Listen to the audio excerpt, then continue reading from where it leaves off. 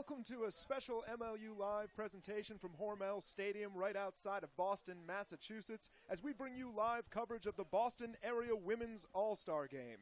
We're set to see the young bloods of Boston Women's Ultimate take on the old guard in an old school, new school matchup. I'm Nick Darling, and I'm here, as it seems like always, with Dusty Rhodes. Dusty, got a little bit of a windy day today, a little bit of an overcast thing going on here. How much of a factor is the weather going to be today? Well, as we can see, most of the times when we come up here to Medford, the wind is a constant presence at this stadium. And one of the issues is that these two teams don't necessarily play on this field in these conditions as consistently as the Whitecaps do, for example. But it's not so overwhelming an amount of wind that these talented throwers will not be able to deal with it. It's just the sort of thing where we'll see a couple extra turnovers, we'll see a couple extra abilities from some of the top throwers, but some of the mid-level throwers and people who throw less often, they'll be affected a little bit more by the wind today. Absolutely. Well, we'll keep a close eye on that as we go on. We're going to take a quick break here, and we'll be back in just a couple of minutes with an interview with one of the players.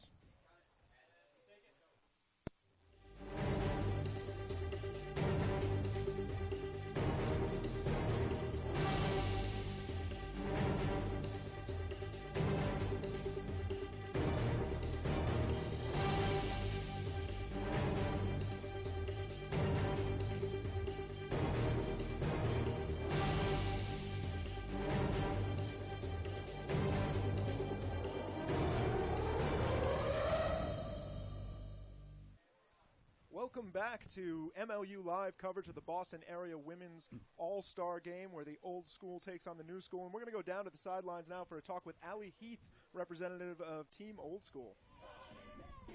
Hi, Allie. How are you doing today? Okay. We may not have sound for Allie, it looks like. It sounds like you're not being able to hear us down there. Okay. So... well, we're going to come back up. We're going to see if we can we'll fix go that. To Allie Heath in a couple of minutes. We're going to take a quick second here. The blank look suggested that she was not able to hear us after I asked that question. This does happen from time to time. So, Dusty, looking at this game today, we see representatives from a number of different club teams out here today. I think we have Brute Squad, obviously, making up a large quantity of this, and they've been a huge part of helping us put this game together. Yep. Wild Card, Slow White, and Siege. Can you tell me a little bit about these teams, what you know about them? Well, first, there's the obvious elephant in the room, so to speak, of Brute Squad being the 2015 USA Club champions. And just being able to get that many players from that high level of team together on one field to play against each other, that's a great thing to see. Slow White, tied for third at Nationals last year. Also a great performing team. They've been excellent over a number of years, as has Brute Squad. Wildcard is sort of a newer mixed team in the Boston area as well. And while they've had solid performances, haven't been quite up to the same level. They tied for 9th at Nationals last year. Finished first in the Northeast region, however. And Siege is a newer Boston women's team that finished 5th at regionals, has some quality players on it, has some quality coaching, and they're working their way up. Fantastic. Good to see all of these women out here. A lot of talent in the Boston area on both the men's and women's side. And going to be a very exciting game, I think, today. They're definitely going to be looking to put on a show for the crowd that's here. So we're going to take a look now at a couple of players to watch for this game, a couple of specific examples of this kind of talent here. Who do we have for the team Team Old School? Team Old School. Team Old School. That's what we're going to call it. Well, we've got our eyes on Laura Bitterman today, and one of the key things to watch for her is the amount of speed that she displays on the field. It's very difficult to keep up with her in a one-on-one matchup. So in order to deal with a player like that, a lot of teams will use a zone defense or use a little bit of help defense over the top. And if she can attack the deep space and cause the defense to pay a little bit more attention to her, there'll be a lot more space for her teammates. And you'll see if there are any floating discs, tip discs, things like that, she's one of the players that you can rely on to put forth the effort to get into that play as the second or third person there if she wasn't the first. And then on Team Young? Young school? No, new school. I'm going new school. We can switch between it one way or the other. Yeah, we're gonna take a look at Leanne Hoffman today. She's a two-way offensive threat. While she's got the speed and ability in the air to go deep and come down with discs in a crowd or anything like that, she's also a threat once she comes underneath and gets the disc herself to open up the deep game that way. One of the keys today is that we don't want to see the defense get set. If she can make her decisions quickly rather than taking a little bit of time and letting the defense get key in on a couple things, that'll be best for them. And to keep the deep game going strong, either as a thrower or as a receiver, the deep game for her squad will run through her. Excellent. And so what's interesting here today, too, Dusty, is that we're playing a little bit different game, obviously. Those familiar with the MLU game who've been out here or have been watching MLU Live or been out here to our games will notice that the field setup looks a little bit different. We're talking about a club field setup as opposed to the pro field setup. So what are some of the differences here between club and pro ultimate? What are we going to be seeing out here that's going to be different from the norm? Well, and as you can see here, we've got a large number of differences to go through. First, we'll go through the stall count. And in Club Ultimate, it's a 10-second stall count. In MLU, it's a 7-second stall count. That shouldn't make too much of a difference. You don't see very many stalls in either of the two games, so it's just a matter of speeding the game along, making sure we're playing at the right pace. Field size, it's a little bit smaller. It's 70 yards by 40 yards rather than 80 yards by 53.3 yards. The end zone depth is the same. The length of the game is 15 points generally in a club game, although...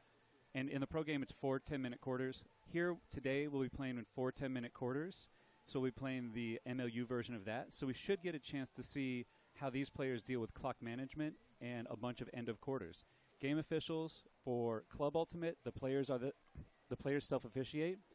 And in MLU, it's 4 referees and 1 clock operator. Obviously, we will also have a clock operator for the women's game. Otherwise, we wouldn't be able to keep track of those quarters. We're not going to have the players do the clock operation themselves. It's a little difficult, although that does happen at tournaments where you've got people trying to figure out where caps come in and that sort of thing. So another thing to mention is that after calls in the MLU, players are allowed free movement. So there's no necessary reason to stop where you were when the call was made.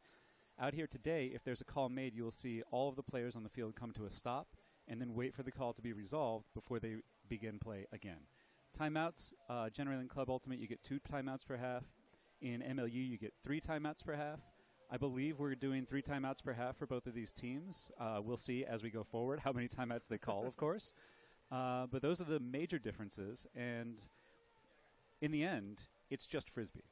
So the goal remains the same. Get the disc from one end of the field down to the other. You score a point per goal, and then you move on. At the end, whoever has the most wins. And we're going to see who has the most and who ends up winning when we come back. Right now, we're going to take a really quick break.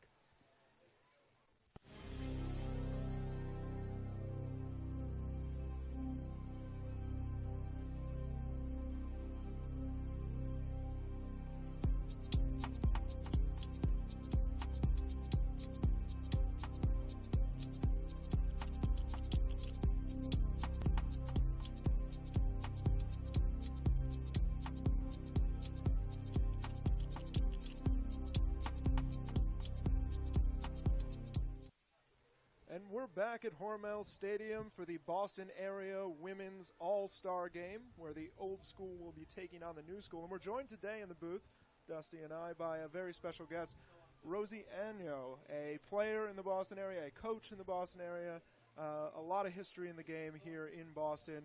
Thanks for joining us. Thank you for having me. So tell us a little bit about your background while we have a second here before this game gets up and going. Sure. Well, I've been playing in the Boston area for 16 years now. Still playing, still kicking around. I'm very familiar with a lot of these fine women on the field today, either from a coaching capacity or having been teammates with them or, unfortunately, been opponents in some cases. So I'm really excited to see what they will be bringing today.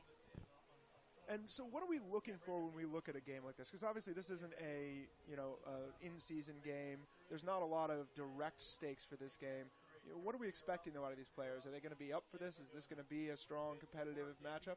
Oh, absolutely. If I know anything about these women, it's that they're competitive. And so if you put a disc in their hands, they're going to go after it. And I think what we're going to find today is a lot of really skilled throwers and a lot of really spectacular catches. That's what I'm hoping for, at least. And along those lines, we did get to talk with Allie Heath before the game, and she was expecting that the younger team will be trying to make more big plays and more big throws and try to win games with their athleticism, while the older team will be more likely to work the disc calmly, smoothly up the field, and try to challenge skill-wise. As opposed to going big, they'll be trying to stay home in their comfort zones. I think that's what we'll see a little bit, but I'm not sure how that's going to play out with the wind and the fact that these aren't two teams that necessarily practice together. And even when we talked about those two players to watch, Leon Hoffman and Laura Bitterman, they generally play together on the offensive line of Brute Squad. So here they'll be facing against each other. It'll be interesting to see how all of this shakes out. There'll be players in new positions, players playing new roles, different strategies. I have no idea what's going to come next. That's what keeps it exciting, though, right? Exactly. So for everybody out there, we will have Team Old School in the white today and Team New School in the navy. And looking at the wind today, I was watching some of the warm-ups. It seems like, yes, we're going to have something of a factor with the wind. We've definitely got wind coming from our left across the field to the right, so heading in that direction is going to be upwind, heading back toward the goal to our left. But these are good players. These are players who are accustomed to operating the wind. Weather conditions don't stop tournaments, and they don't stop our games here. So are we expecting it to be a major factor or to change the way that these players approach the game? I don't expect the wind to be too much of a factor. I would expect that the handler movement will probably be a big factor in this game, followed by hopefully well-timed cuts off of that handler movement. But in general, I don't expect the wind to be too much a factor, but we'll see. Yeah, based on watching their warm-ups, I thought almost everybody looked totally confident in the wind. It's actually died down a little bit from when we first arrived at the stadium today. It was gusting a little bit more. It could change over the course of the game, but right now I think we're in prime playing conditions. A little chilly, but once you get running around down there, you don't feel that anymore. Yeah, that's going to go away really quick for everybody out there for sure. Now, if I'm talking about defense in these sort of conditions, does the wind offer enough of an opportunity for some changes in defensive looks? You know, obviously with throwers as good as these, playing zone can be risky without that wind factor. But do we think we're going to see some of that today? I would say it would be wise for them to throw a little bit of zone today. Just kind of throw different options at that offense, especially if the man defense isn't working so well. Other types of defense we might see is a little bit of sagging into a lane, especially if we see any kind of spread offense. So let's try to pay attention to that today. And I think the changing is key. What you mentioned there is going through a couple different looks, especially with teams that haven't practiced through early, and it's early in the club season as well. All right, well, we're going to take one more quick break before this game gets started. We'll be back in just a couple of minutes with the beginning of the Boston Area Women's All-Star Game.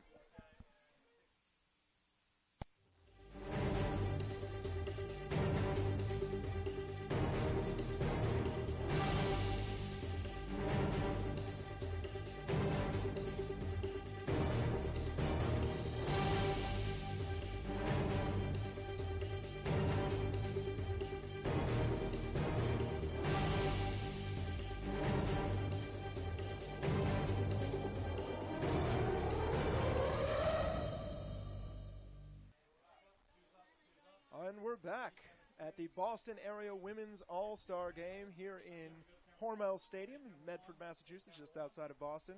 Crowd is filling in here for this exciting matchup between the old school and the new school of Boston Women's Ultimate. We're getting ready to start the game now, and it looks like Shelly Cohen will be pulling for the Navy team, which is Team New School. Got the lineups on both sides of the field getting ready to go. This is definitely going to be a great opportunity to showcase the women's game, something I don't think we get to see enough of as we look at Ultimate in general. Wouldn't you agree? Certainly, and I was fortunate enough over the last handful of seasons to watch DC Scandal play a lot, so I've seen some of Brute Squad play against them. And now it's nice to see it come out on this field and get an opportunity to actually talk through this game and see how it all goes. And we are underway. Allie Heath picks up the disc. Looks quickly to a dump there to Cook. Cook swings it out to the outside to Malinowski, who gets it immediately up the field but throws it over her player. That's a turnover. Team Young takes over. We get a chance for the first break here. Angela Zhu with the disc. Nice swing across. Keep it moving. A good catch there by Flood. Flood pivoting. They're in a basic vertical stack here with a pretty standard handler set. Nothing too special yet. Swung back across the field. That's Zhu with it. Zhu gets it out to the outside to Cohen.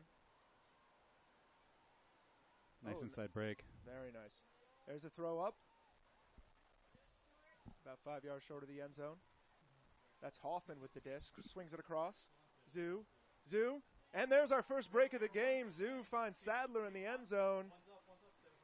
1.1 break for Team Young. I guess I should say that inside flick earlier wasn't actually a break. It was just finding that little soft spot in between for the handler reset to get them going upfield. And then the patience that Navy showed on the whole way through here was very important to getting their score. As sometimes you get anxious when you get close to the end zone early in the game looking for a quick break. They just work it all the way back across the field for an easy cut for Sadler. Sadler's a player that you don't want to be trailing. You're not likely to catch her once she gets up to speed. And they did a great job finding her all the way on the far side. And there was that handler movement you were talking about, Rosie. I felt like the Team New School did a great job moving upwind with that tight handler movement all the way across, back and forth across the field. It was excellent patience right around the end zone, and that's a very good sign for the rest of this game. If they can keep that kind of patience just out of the end zone. All right, well, Team Young leads 1-0 here at the very beginning of the game, just 1 minute in. Our first break of the game. Yeah, it's an interesting challenge to come out again broken in sort of an execution error early in the game. So the throw sailed over the receiver's head to start, even though they were going downwind. It wasn't a wind issue. It was either just a missed throw, a little bit of nervousness. It could be anything. And there's the pull, centered across to Zipperstein. Zipperstein with it now, looking downfield. Quick snap throw up to Negus. He gets it to Schwam. Schwam got somebody wide open there. And there's a big throw up. Person open, that's Groom going up and getting it. Pulling it in. Team White quickly answers that early break on a nice throw up to Groom. Uses position, gets in front of it, and gets the goal. The assist there from Bitterman was set up by her getting out into the isolation cutting lane. Creates an open space. Sags upfield as the throw's coming, gets a couple extra yards, floats it up for Groom. Groom easily catches it over the defender. That's a much better offensive possession than we saw from White on the first time. They didn't really get into their offense there. But thus far what we're seeing from both teams is a standard vertical stack, some side stacking off of the pull play to create a lot of space for the initial cuts. And after that, we're just seeing players get out into space, use the space, get a little more comfortable in the game, trying to find their rhythm with their teammates. And one of the things that you'll see in a women's game is that you're going to throw to smaller windows. And some of the things we're looking for are little cues to get that separation. And so that long shot, while it might have looked like a small window, it was just enough to get the catch. A great throw there, good catch, and definitely a small window.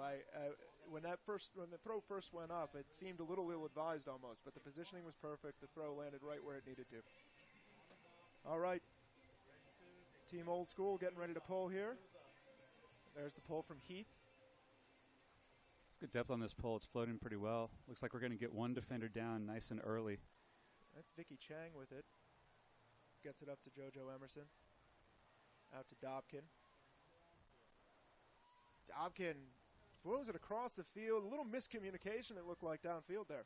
Yeah, Hoffman was pretty open. She was open on her deep cut first, and then as she came underneath, also open there, the thrower just missed through. Team Old with a chance to get the break back. There's a throw up the field to Hammer. Great Frisbee name, Hammer. Malinowski with it now, swing dumps it. Got a piece on it on the defense there from Claudia Tajima. It's good reset defense, good positional.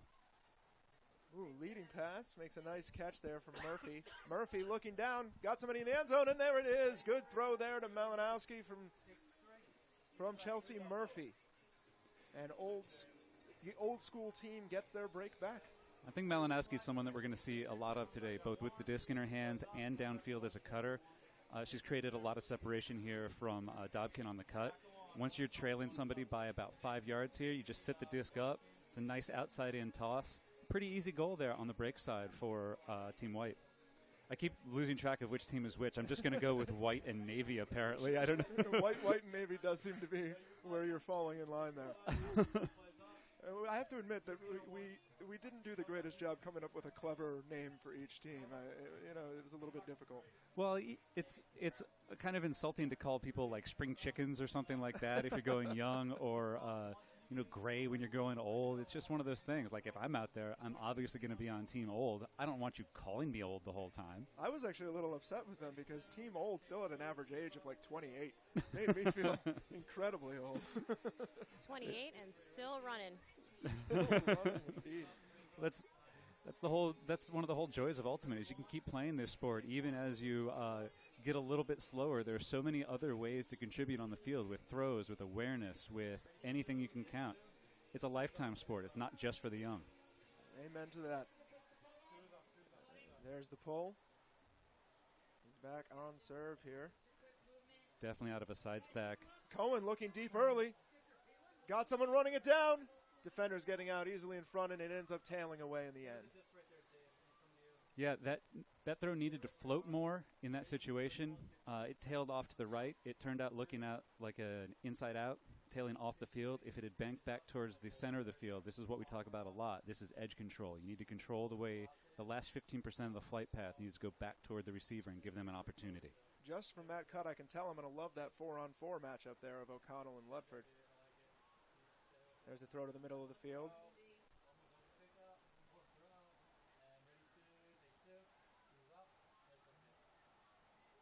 Back up to the middle. It's Hall Weaver. Oh, nice catch there by Groom. Groom putting it up again. Got a couple people deep. Oh, wide open in the end. Nice throw there from Groom. And that looks like that was Ludford. That was that matchup I was just talking about, 4-on-4.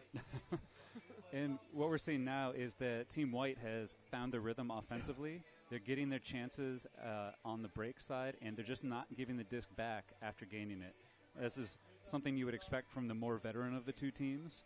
But up to this point, it's been a rather clean game. It's not a lot of turns, not a lot of inconsistency happening. It started off that way. But right now, Team White is doing very well. So, Rosie, who are we looking for to spark us with some defensive play right now? So that first matchup we just saw with Caitlin O'Connell, she's got that long reach and that extra kick at the end of her sprint. I'd like to see some big Ds from her today. I'm going to enjoy that matchup, 4v4. And what are we going to need here from Team Navy, the young team? What are we going to see to calm them down on offense? So they just have a couple execution errors here. They should utilize their young spryness.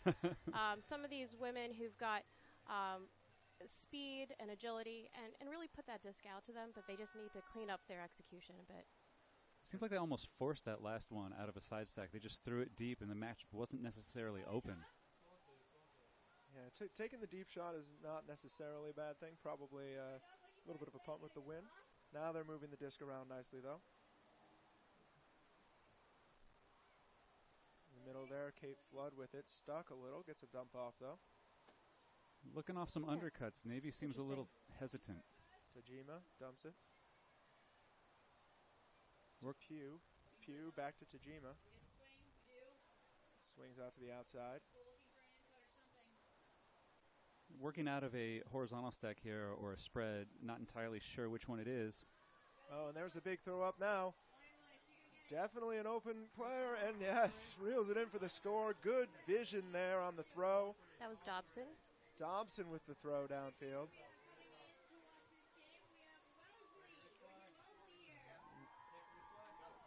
Team New School gets a much-needed goal there with a lot of patience in the midfield, followed by a nice deep look from Dobson to Sophia Herskue.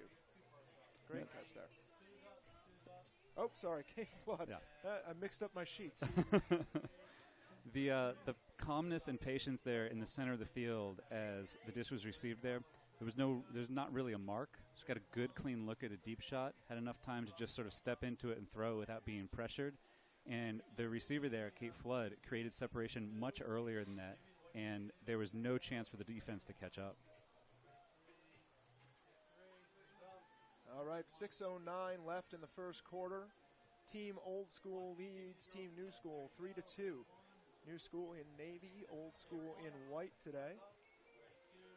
Hopefully that white is not insulting and signifying white hair or any of the other things that come with age. Is that what comes with age? I haven't gotten there yet. I've had white hair since I was a kid. Yeah, I think I was born that way. Team Old School. Good, nice little give and go there. Finds it next to the sideline. There's a throw downfield. Little miscommunication. Cutter came back in. That's a jump ball. Wow. Oh, very well handled there. And that's Hoffman patrolling the skies, as we mentioned earlier in the game. Great reach there. Great catch. Navy looking to strike quickly, moving the disc quickly. That's Eliza Chang. Ooh, floppy little throw, but it gets there. Big crossfield throw to Caitlin O'Connor. Caitlin O'Connor able to reel it in. Great crossfield throw, good vision there, and good fast break attack on that turn. Well, I'll tell you, after Hoffman got the block there, she was one of the first players to get all the way back down the field and was actually open for this goal that ended up going to Caitlin O'Connell. So we'll get another look at this block here. All the way up. There's no opportunity for the offense, even though they have two players there to catch it. And as we see here, there are actually two open New School players on the far side. That's kind of what the New School is going to need to get back into this game. And they're back tied even 3-3 with 5:32 left here in the first. So each team's got 2 breaks, 1 hold so far, evenly balanced out at 3. I think the sort of introductory process is sort of done now, and now they're just going to be playing. There's no more of the nerves, no more of what are we doing out here, who are my teammates, and we should see it freed up a little bit more. See a couple different looks offensively and defensively.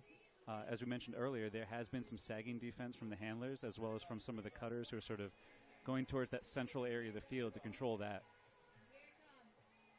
And here comes the pull. Nice pull there, fielded by Heath. Quickly moves it up the field. Oh, we got a streaking runner deep, but she can't get the throw off. That's Hall Weaver. Now she looks. And it falls a little bit short. I think she was disappointed in herself with not being able to get that throw off on the first time and tried to force it.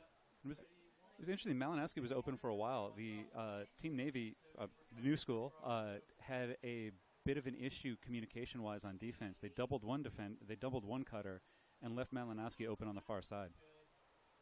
Oh, Kate Flood manages to clean that one up. Gets it out to the outside. Needs a cutter. Finally finds somebody across. That's Vicky Chang with it. Oh, little drop there. Lack of concentration there for a moment.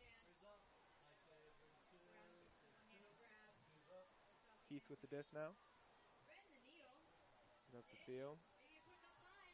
Malinowski throws it. Got a runner, and that's a goal. Molly Hallweaver, who actually was a late scratch for this game, but appears to have shown up in the end. So I have her name crossed off here. I can just read it through my pen marks. But it's a good thing you didn't go all marker or anything on it. Yeah, I'm glad I didn't have a Sharpie. So this is a nice toss up the line. You can see the big outside-in angle on it. That removes all of the defense from the play. It also doesn't float on the receiver, doesn't float for the thrower, and it's delivered directly to a spot. Love seeing throws like that. Good score there for Team Old School, taking the lead 4-3. Rosie, a lot of these players are coming from club teams, obviously. They're all coming from various club teams. For people out there who don't know much about the club game, where are they right now in their season? What are they trying to do as teams and as individual players at this point? So right now in the club season, most tryouts are wrapping up. Many of the top-level club teams have already solidified their rosters for the club season, regular season. And so now is the time to just gel as a team, right? Tryouts are always a time of unknowns. You're pushing yourself to prove your worth. Now you can kind of settle a little bit and just form those chemistries with your teammates for the rest of the season. It's a good time. Well, hopefully we'll see some of that chemistry come together out here today. Team New School receiving in Navy. Oh, great bid there. That was Vicky Negus coming through with the block. Fantastic play, marking downfield. One of the things that created that was the throw was tight enough to the sideline that the receiver had to slow down while the defender was able to run straight through. And that's almost the block from Sadler on the reset. Now we're seeing some excitement out there. Giving the fans their money worth. It looks like we have a foul called in the middle of the field. Becca Ludford trying to make that throw across the field was fouled, so the disc will go back. Yeah, no contest, so it's in on 0. Bring across to Sinacrope. Back to the middle to Herskew. Herska gets it outside. That's Nagus. Shaw made a very difficult cut there. Did a very good job creating separation from the vertical stack in a couple steps. Sinacrope has it. There's a hammer across the field. And it's in there. Nice throw there to Alana Schwam. Or Elena Schwam, I should say. I like to see the hammer come out now. It's about that time of the game. Here we'll get a look at that first block. So it was a little farther away from the sideline than I thought it was at first, but still the receiver did slow down. A lot of space over here on the far side for that hammer. With the vertical stack, all the defenders are on the strong side, the same side as the disc. Pop that hammer over the top. Nice, easy completion for Team Old School. It's seeming that the wind isn't having too much of a factor for throwing hammers out here today. Not at all. I like the way that both teams have responded. They're not afraid to take any of the throws. They've created some completions between their teammates so that they have confidence and trust. And now they're bringing out the throws necessary to get the goals. Yeah, very nice hammer there. Perfectly weighted. Landed right in the receiver's lap. It is now 5-3 Old School leading New School with 3:26 here left in the first. It's a pretty high-scoring first quarter so far, and there's still a chance for more. Here comes the pull. Lands just in bounds. We move the disc up the middle. That's Hoffman with it. Directing traffic downfield. Pointing where she wants the receiver to go. That's O'Connell now. Nice cut there. Little wraparound cut. Up the field. Open in the end zone. Oh, no! That was a tough break there for Angela Zhu. Just took her eyes off of it for a second. One hand blocked the other. I think that's her second drop so far. I think she was the player who had the drop in the middle of the field here earlier. Not a good start. A little bit of a tough start for Zhu. Maybe a little bit of nerves with this big crowd starting to fill in here. Team Old School is working out of a horizontal stack. Just another execution error here. Gives a little drop back. New School with the disc again. There's a dump back. Gets it right back. Good defense in the end zone. Zhu with it now. Nice throw there. Can she get it back? There it is. Zhu makes up for the earlier drop by getting a goal and practices catching the disc a couple more times in celebration. We're seeing a lot of give and goes in this game. Something that I would absolutely expect from the handler movement. An excellent timing off the continues. I'm really impressed with the level of play from these women. Give and goes are a cornerstone of essentially any sport. It's that moment where you can use the defender who's trying to stop your throw or your pass. You can use their momentum against them and cut up line or to somewhere else as they plant their feet and attempt to stop you. And just that, it wasn't just there to get the goal, but as you said, the give-goes have been sort of the core of the offenses so far today. That's an easy way to create connections with your teammates. And I can tell you, from my past as a defender, it is one of the most frustrating plays to give up. When you have that give-go happen against you, very upsetting. This because you have to stop it before it starts. Once you feel that happening as a defender, there's almost no way to get back into the play. You needed to body that player earlier, get your feet in the way, get your body in the way in some way, and slow them down. All right, and we're back on it. Old School still leading New School 5-4. Old School receiving in white. Pulls in, quick movement. Again, out of a side stack here. Lots of cutting space for Molly Hallwather. Big throw downfield. Got to come back to it. She does. It's a nice play there by Schwam. Schwam then, nice back of the end zone. That's Kara Hammer. To Kara Hammer. Rosie's good at this. That's what I is. Well, I had the privilege of coaching Hammer at BC. Really talented young player. She actually was awarded Freshman of the Year in the New England region. So was that just this year? That was. I don't want to give away her age, but she is in Team White. So you do the math. Well, I don't know. As he was saying a moment ago, is that they were all average age of Team Old was 28. So I don't know. Maybe they're coming all the way down to 21, 20. I don't know how it all works out here. That was a great cut there by Hammer. She made that cut starting at about midfield and just came all the way past and found that open space in the back of the end zone.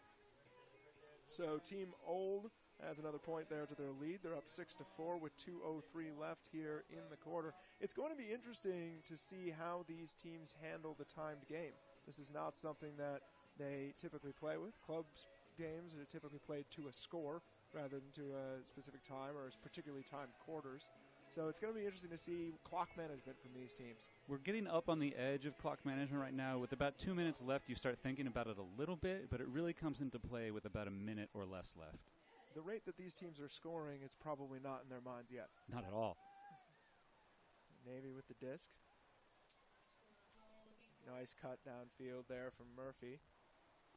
It's like there was Hoffman there again. I think you get your sheets mixed up yet again. My goodness, Hoffman. I need to color these sheets different colors. So she was open, quite open deep, and then worked all the way back underneath again. And the higher stall count here gives throwers an opportunity to focus in on one cutter, focus in on one portion of their offense. Excellent block there from Cammie Groom. Great position defense there from Groom. She's going to put it up.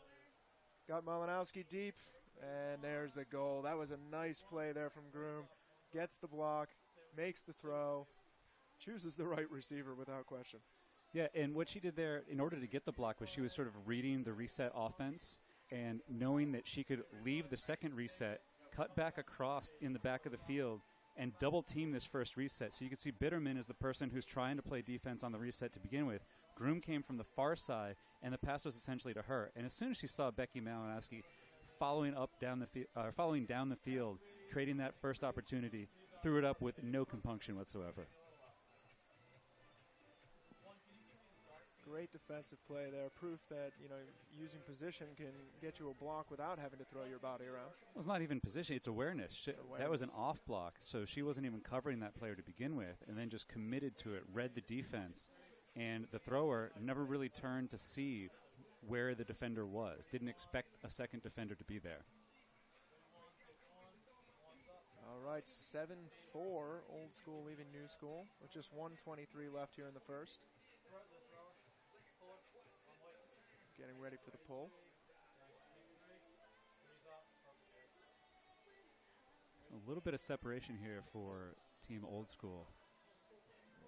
Getting it up to a 3-goal lead right now.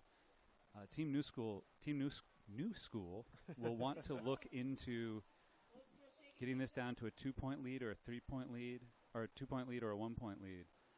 And the zone right now is serving a dual purpose. It's slowing down Team New School, but it's also slowing them down in time. So if they can make this point, even if it lasts a long time, and they score, they won't have enough time to get back into this before the quarter ends.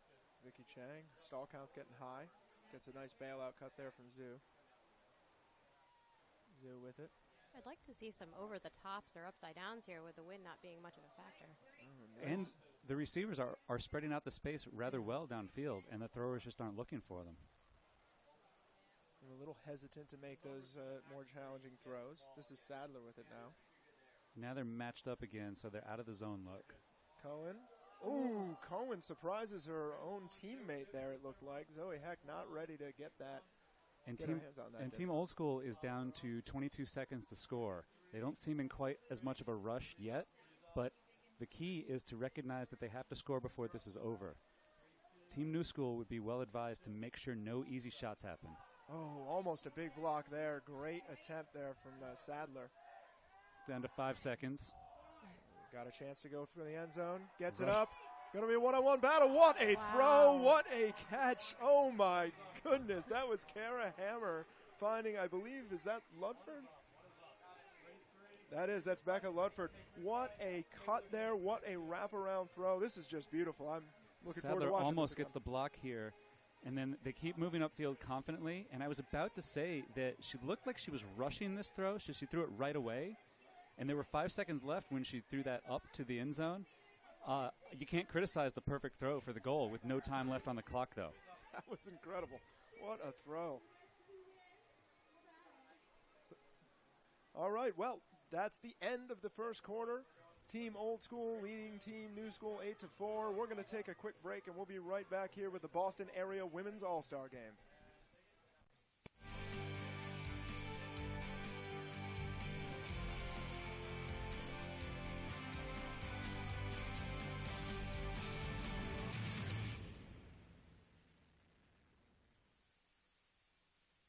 was an incredible game to watch. It was a huge loss. I just decided to launch and try to get it. I knew if I went up early enough, I could get it. And all of a sudden, there are feet kind of above heads. Does it all come back to this loss? Does it all come back to this play? If I had four hands, I would put all four hands on it. It was up the other line. They had to deliver. Boston kept doing this thing that you didn't think was possible.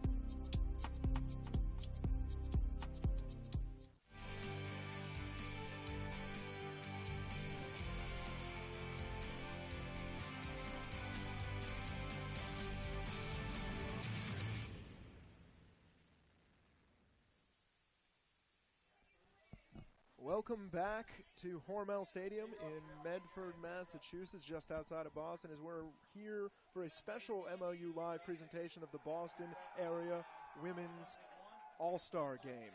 And so far, we've had a lot of entertaining Ultimate played out here, as Team Young trails Team Old 8-4 here between the first and second quarter.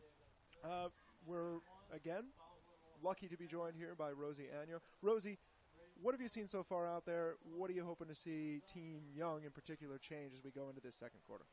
So Team Young needs to kind of tighten up their offense a little bit. I think they're taking some shots that aren't actually there, and I think they need to throw to some open players. That's the easiest way for them to get back into this game, is throw to the open players and try to minimize some of those riskier shots. In a lot of ways, that is the simplest thing in Ultimate. Just throw to the open players, you know. And the disc can do so many different things, can arrive in so many different ways, that somebody is open everywhere. You just have to find them. And we're seeing two of the coaches for Brute Squad out here helping out the two teams. We've got Ariel Jackson is helping out Team Navy, Team New School Navy. I should be able to remember that by Navy, now. Yeah, and we've got Mike Zalisk helping out Team Old School, Team White. And I'm interested to see what sort of strategic adjustments they bring into this, or if they're just letting the players sort of figure it out. But they seem to be taking a more active role between these points right now.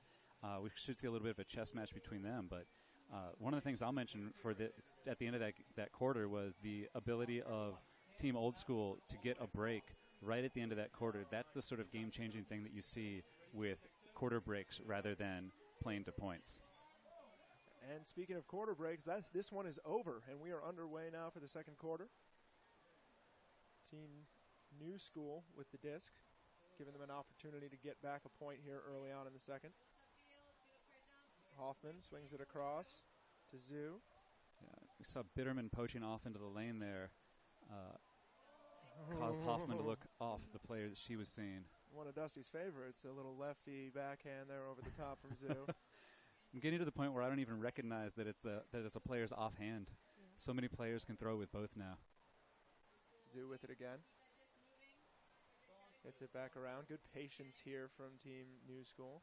And there's a throw to the end zone. Wide open cutter there. That is Shelly Cohn able to create the separation and get the all-important point here for Team New School right at the beginning of the second quarter. So one of the things that I'm really noticing in this game is a super flat mark that both teams are having pretty much up to midfield, and as they get a little bit closer and closer to the end zone, you see that mark kind of shift over to make the hard arounds, a little bit tougher. In that case right there, we had two easy breaks. We just needed that mark to get on there a little bit faster. So what are they using the flat mark to stop early on in these points? What's the fear that they have, and why are they using that so often? So the idea, especially with these spread offenses or horizontal offenses, is that most of the passes are through the middle of the field. So with a flat mark, you can take away some of those options, but it does leave lateral passes between the handlers much easier. And then as we get closer to the end zone, the idea is to take away half of the field or a large portion of the field with more of a directional force. Thus far, both these teams look very competent in their end zone offenses. They don't get nervous. They have a set that they're working on. They get a couple isolated cutters and are looking for those folks going all the way across the field. All right, there's the pull. Team New School looking to get down and get a break here as they're trying to come back from an 8-5 deficit. And Team Old School with the disc right now. Big fake there. It's the second player we've seen sort of directing traffic downfield. I like it when the person with the disc decides what they want to see downfield and encourages their teammates to give them that. Schwam puts up a big throw, has Groom, and there's the catch from Groom. Great cut there out of the back of the stack there from Groom. Big throw from Schwam. Easy score for Team Old School. Groom and Malinowski thus far have made some of the better deep cuts for Team Old School. And the ability of Team Old School to recognize that and start delivering a couple more of those discs, that's going to keep them at the advantage right now. So what we're seeing from some of these more experienced players is the no hesitation in some of these throws. And, you know, it's really working for them. Having that confidence to put up a throw, that's going to make you a better player. And it's something you only learn by practice. That's what you get by being part of Team Old School. It took me personally so long before I had played with no hesitation. And I can remember the one goal where it happened. I was like, oh, I didn't even think about that. It just happened. It's just a matter of getting so much practice. And we're seeing, it would be a discredit to say that the younger team here, Team New School, is unable to do that or isn't doing that. It's just a matter of levels of experience rather than no experience. And more players are playing in high school, so you come into the club division with more experience. Yeah, more points under your belt. More points under your belt. I like that. All right, we're underway here again. Team Old School leading 9-5 with 8:55 left here in the half.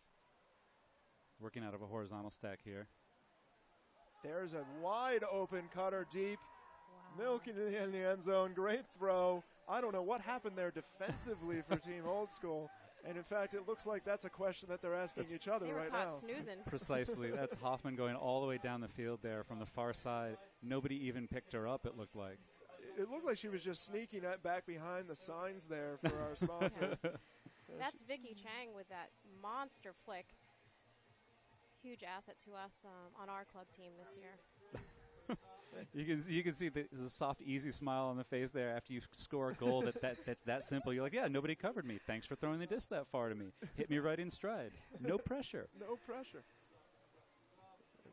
That was a very important goal there for Team New School as they're looking to climb back into this game, trailing by 3 with 8:47 left in the half.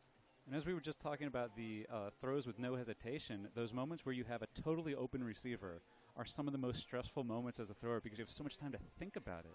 Like, do I want to throw it hard? Do I want to throw outside in, inside out? Do I just put it out there? You have these thoughts that just roll through your head. Excellent execution there by Chang. Great throw there from Chang. Team New School with the pull.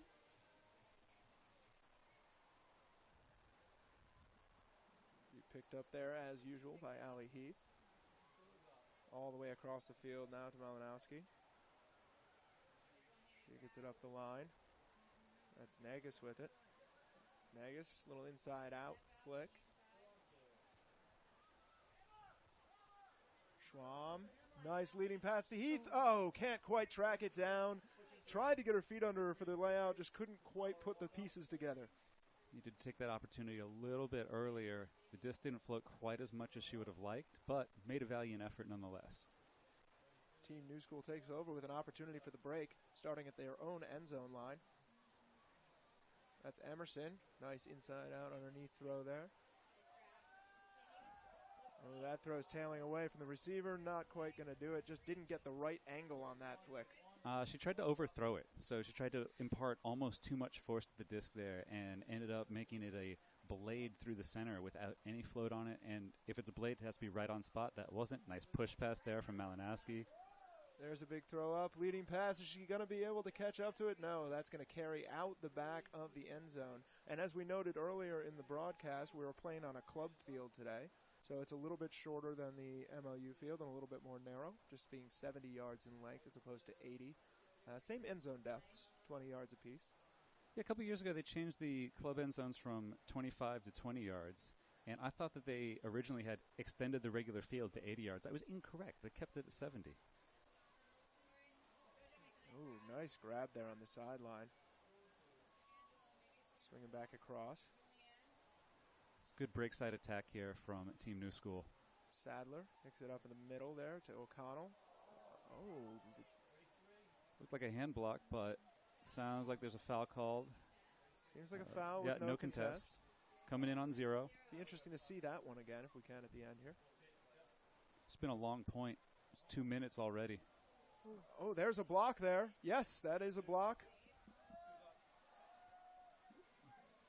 Looks like it's a That excellent was block. Caitlin O'Connell with that Excellent block by O'Connell chasing huge it down. reach. And it looks like we've got a foul on the throw here, so it's going to be coming back to the thrower. Clock's still running, so lose a little bit of time here. And not sure if it's going to be contested or not. We'll know when it comes back. The disc coming all the way back to the thrower here. A little marking foul.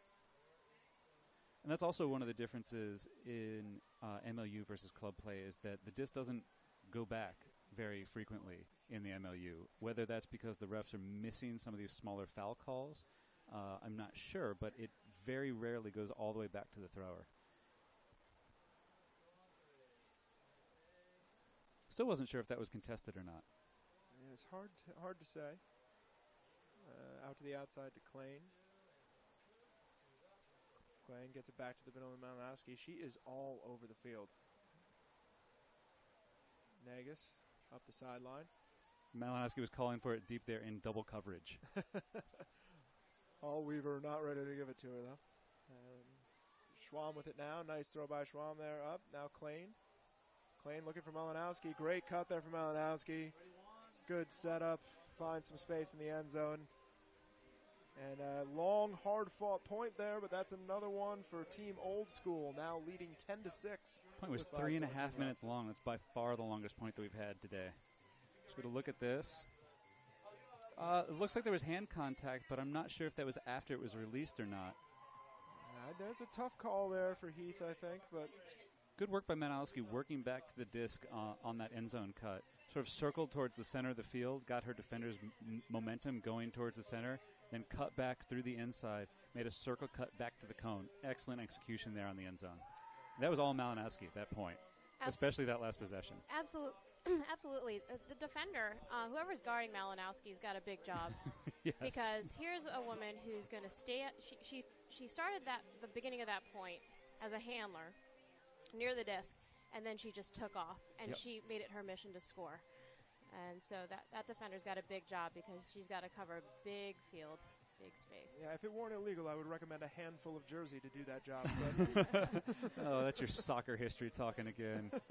Oh, it's one of the worst things about soccer, just jersey grabbing all over the place. Oh, I love a good jersey grab. Well, you got to grab low and push down so that the ref can't see it. It's not an out, it's a down. It's not an out, it's a down. We'll talk to the defenders at halftime. We'll let them know. Team New School picking up the disc. There's a nice little bladey throw over the top to the open. There's finding that open person and using a little bit of a different throw. Ooh, nice rip there across the field. Pulled in by Shelly Cohen. Wow, they scored that so quickly. I didn't get a good call on it, but Shelly Cohen able to pull that one in. Team New School with a quick strike. And Team Old School came out in sort of a 3-3-1 zone, and Team New School just managed to break through it with two over-the-top backhands, and then that second backhand was a little lower than it needed to be. The defender had an opportunity to get a block. Yeah, it was Groom there. Just out of reach, though. Groom very close to getting a block on that one. Well, she's very close to getting a block a lot of the time, based on what I've seen from her as a player. Not to say that she doesn't get the blocks. I'm just saying she puts herself in position to get them and then also follows through by getting the turnover. There you go. Big score there from Team Old School, 10-7 with 5:06 left here in the half. We got a nice crowd out here today, coming out to see the Boston's best in women's ultimate play. It's very exciting to see this crowd today, especially to support women's ultimate. It's continuing to grow. And I think we've got- So there was just a great dance routine going on there on the sideline. I think it kind of threw us all off. I was going to say, the previous offensive point for Team Old School was so long, 3.5 minutes, that it looked like they pulled off some of the players that they had on for that O point, put out a different handful of players here. So that's one way that you deal with playing such a long point on O. So Team Old School with it now. Getting the disc moving. It's for Holland. Oh, she's looking for something that just wasn't there. A little bit of a miscommunication downfield. Cutter came in, disc went out. Yeah, total miscommunication. Sometimes you decide to throw the throw a little before the receiver recognizes that they are open or that they will be open with the quality of throw that you plan to put up. Good opportunity here for Team New School. Down 3. Nice little give and go there. Yeah. I like throwing it right back to the original thrower there. There's a big throw up. Well defended there by Groom, who, as we said, puts herself in a position to get blocks and does. There's another big throw. Going to be a jump ball down in the end zone. Yep. Sinekrop got a little sandwiched in there, not able to get up and get that one between two New School defenders. And Bitterman kind of short-armed that throw. She didn't follow through enough on it, didn't impart enough power to the disc to go deep into the end zone. As it sagged underneath, they got two defenders up on it. A little bit more open play here for the last couple minutes. Oh, and another turnover. That was just a little bit of an overthrown pass, trying to get that touch on it on the leading pass up the end zone. Oh, but she gets it right Foot back. block from Sadler. That's fantastic. She's one of the players that you do not really want to have marking you if you are a thrower. She puts the effort in to get blocks like that. Last year at Nationals had a face block at some point. Just a dangerous mark all around. Another big throw up, but nobody there to get it. Team Old School takes over again. Oh, big block there from number 4, Caitlin O'Connell. I keep saying Caitlin. What? I think I'm watching too much Game of Thrones. I think it's true. Caitlin O'Connell gets a nice block there. Team New School with it back. Looks like we've got a pickup field here. This has been a point of some excellent defensive effort on both sides. Tajima with it. Swings it back across. Nice throw there. Great timing on that swing pass and around. Beautiful timing there. Nicely timed cut by O'Connell to the outside. And Team New School gets a much-needed point, closes to within 2 with 2:40 left in the half. Again, that was a longer point, so that was on the order of 2 minutes, 26 seconds, and wearing the opponents out a little bit. We're starting to see a couple more turnovers, a couple more defensive plays as this goes. We've got to start managing the time here again. And here we're going to get another look at that foot block from Sadler. She's just not allowing any easy passes and challenging the thrower to execute perfectly. That was a couple of great defensive plays on this point. And then you're right, the clockwork of that swing all the way across the field, everybody timing their throws and catches with Swiss precision. And as you mentioned before, the ability of Hoffman to turn and get ready to throw upfield before she even looks to see if the receiver is going to be there. So your anticipation is that there will be a receiver there, and as you go into that motion, you're getting ready to throw it, and if the receiver's not there, then you stop, as opposed to looking to see if they're there first and then starting your throwing motion. Excellent technical skill there. It also comes from communication on the field. Love to be down there and hear how they're communicating with each other to get those open passes. A lot of times those swings come from somebody talking 2 seconds before the throw is actually thrown. It's one of the most frustrating things being up in the booth is not being able to hear what's going on all the way down on field level. Dusty, always looking for more information. Absolutely. You can never have too much until you have too much. That was a good turn of fortune there for Team New School as they take over. Looking to rack up another break here. Yeah.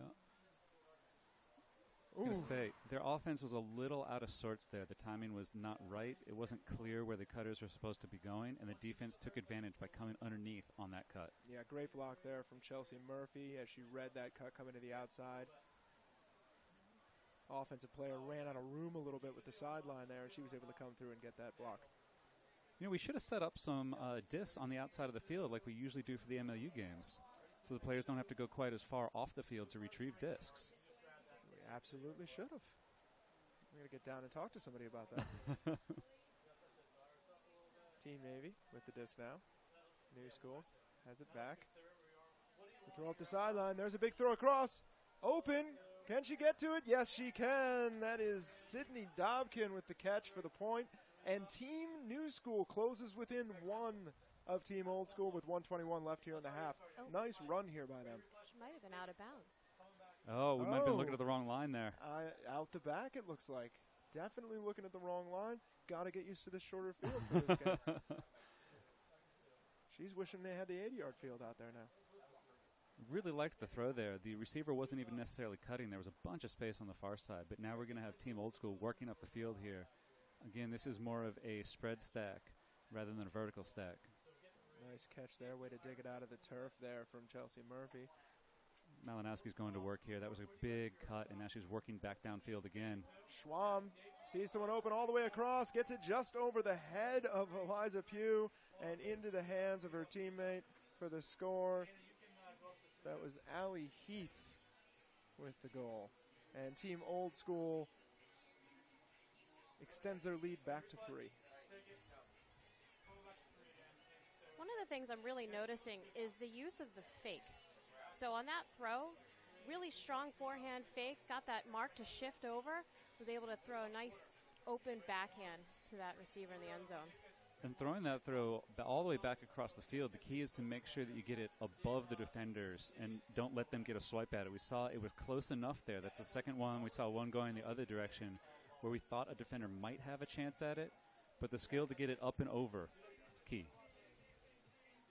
Just 51 seconds left here in the first half. So this is where we talk about clock management.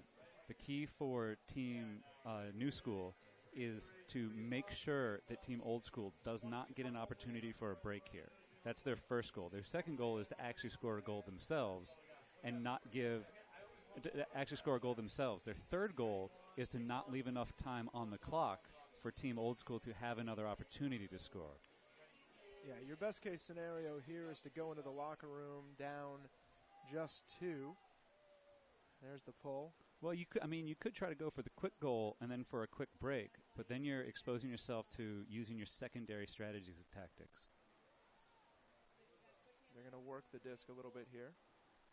Team Old School is poaching off deep to make sure there's no easy deep shots right now as well. The deep defenders are 5 yards deep of the receivers, and yet the deep defender was able to come back underneath to take that disc away. What a little give and go push there, and there's the throw to the end zone. And it's a score for Team Old School. Fantastic connection work up the sideline, and then Becca Ludford to finish it off with the catch in the end zone. Really great adjustment to their defense for Team Old School. Just smart D, clogging up the spaces, slowing down the offense, and causing that miscue. And this give and go right up the field there, that's the killer. It's not even just a one-time give and go. It's 3, 4, 5 passes, and suddenly you're 40 yards up the field. The speed of that counterattack was magnificent. It really, really great ultimate to watch. Team Navy. Team New School was in a situation where they didn't know that the turnover had happened yet. Most of their players were setting up the continuation as they thought it was going to be a completion, and they made an assumption. Instead, they got caught off guard, caught on the wrong side of every one of the defenders. Team Old School did a great job working straight back up the field. And this is sort of the worst-case scenario for Team New School. Not only did they give up that goal, but now they're running out of time and have 23 seconds to get their next goal before the half ends. 23 seconds left in the half, as Dusty pointed out for us there, and we're going to see if Team New School has what it takes to get down the field in short order and get into the locker room down just 3. Right now, trailing 12-8 behind Team Old School. Taking stock of some of the folks in the crowd here, I'm seeing Mike Miller, the coach for the Whitecaps, taking in this game before his matchup next. Good to see that. It's gonna be a nice long day here on MLU Live. Lots of games going on. This being just the first. Here's Team Navy. 15 seconds. Nice completion. Great throw up field there.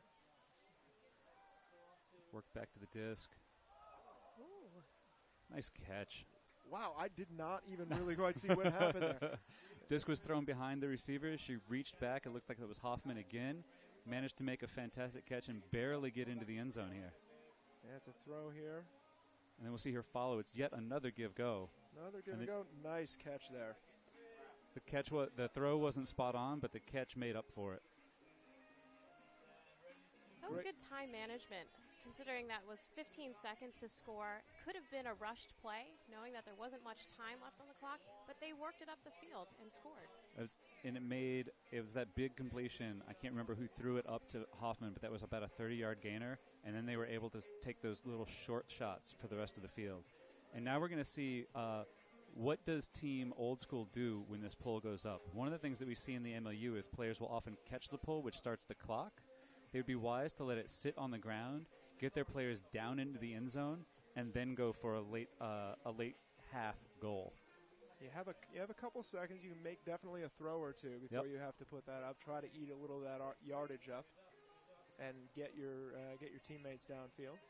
It's fascinating to see how players deal with the clock as they have the disc. They don't realize how slowly the time is actually going versus how it feels when you have the disc in your hands. Here comes the pull. She's going to catch it. Take Just one more 4 throw. seconds. Now get it up. Oh, not sure if she got that off in time. Oh! What a catch, though. Oh, my goodness. That was Allie Heath going up big over the top for the catch. And it looks like they're going to give them that score, so it's 12-9. Well, the players need to decide here, as they're the officials, whether this was off in time or not. The only authority is the players. Club Ultimate, self-officiated. So we have a lot of referees on the field today. Well, that's all for this half, as Team Old leads Team New by 12-9. We're going to take a quick break, and we'll be back with the Boston Area Women's All-Star Game here on MLU Live.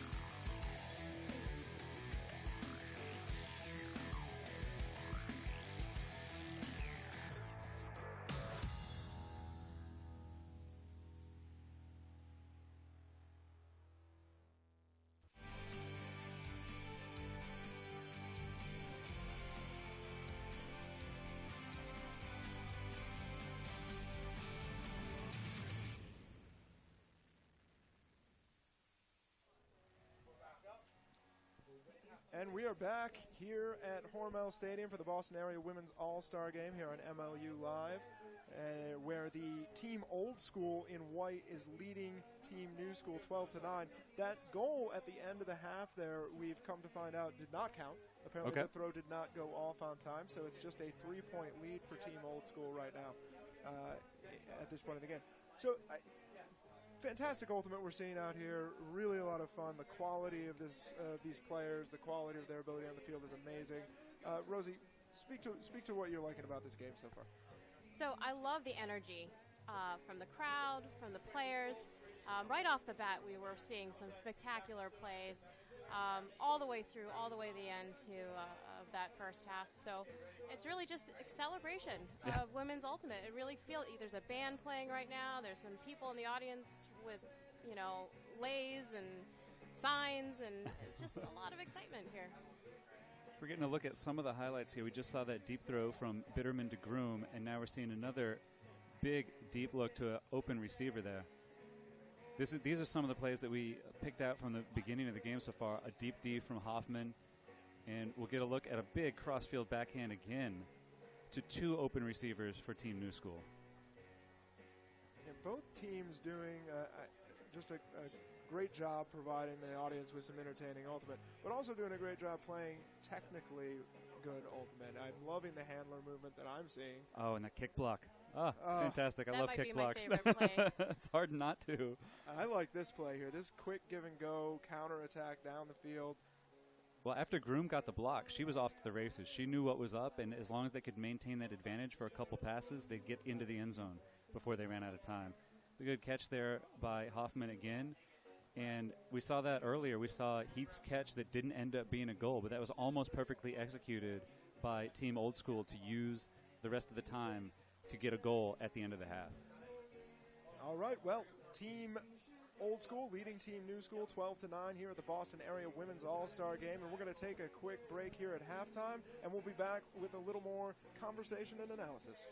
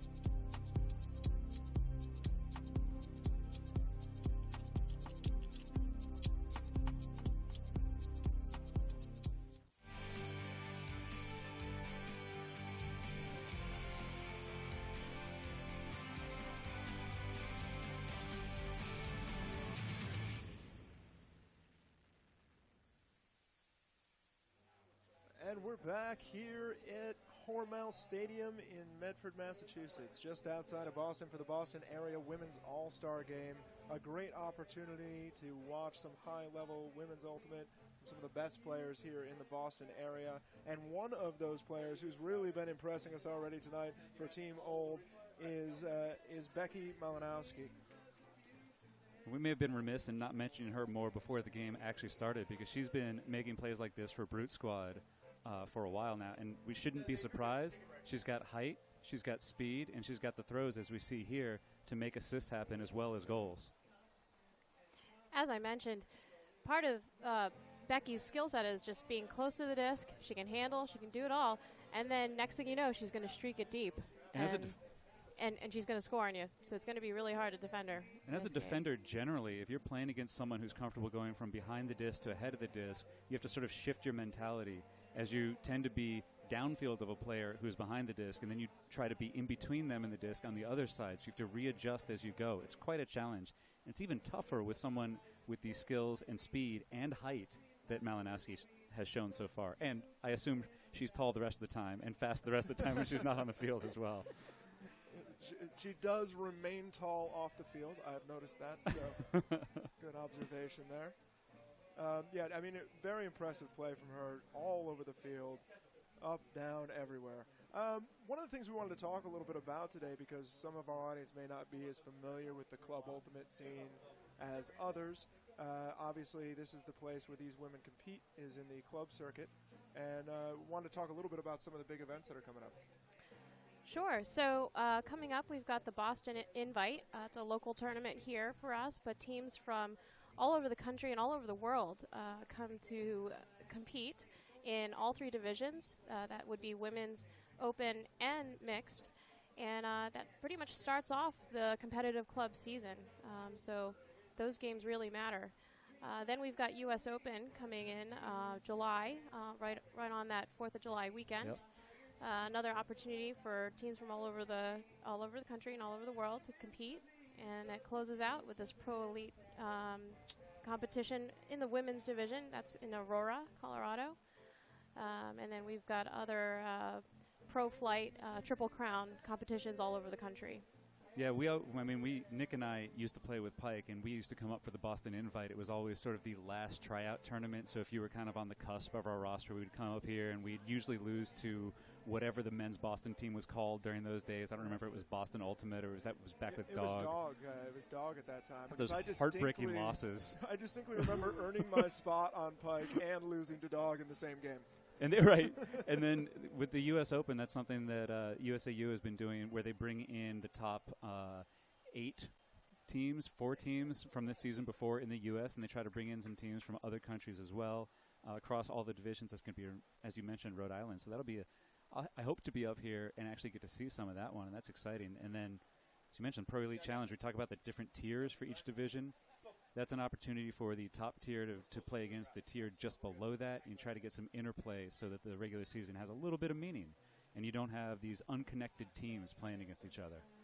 Yeah, early season still. These teams are still picking their rosters. Absolutely.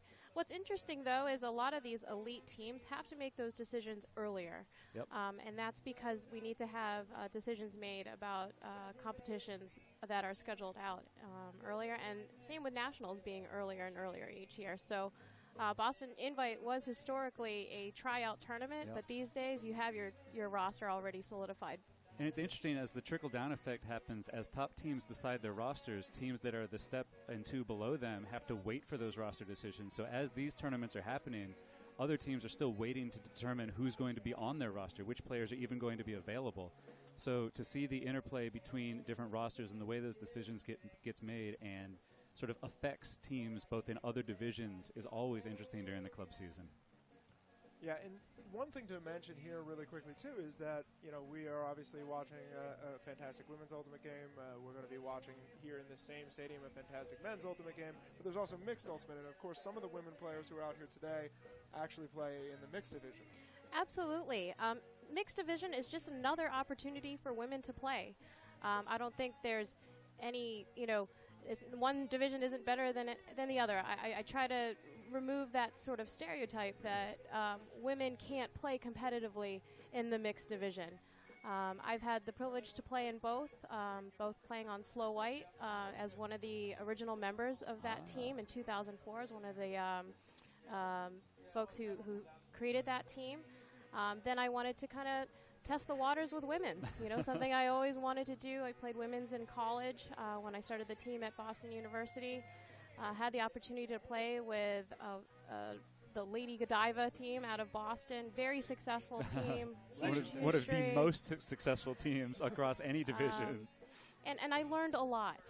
I used that opportunity to really hone in on my handler skill set. I learned a lot of concepts on offense in terms of smaller spaces and how to execute an effective mark.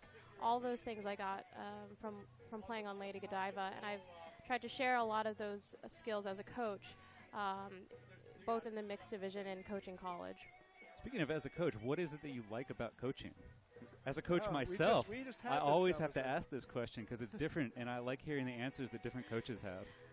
Personally, watching some of these women play on the in today's match, I've had the opportunity to coach them, and their successes are my successes. It's all about how different players, what they need to be spurred on and what they need to be shown in order to reach the heights that they want to reach. It's not always so easy to do it all on your own. Coaching's a big part of that. Absolutely. I love the idea of vicarious success. That's fantastic. Well, we just have a couple minutes of halftime left here, so we're going to take another quick break, and we'll be back in just a minute here at Hormel Stadium with the Boston Area Women's All-Star Game.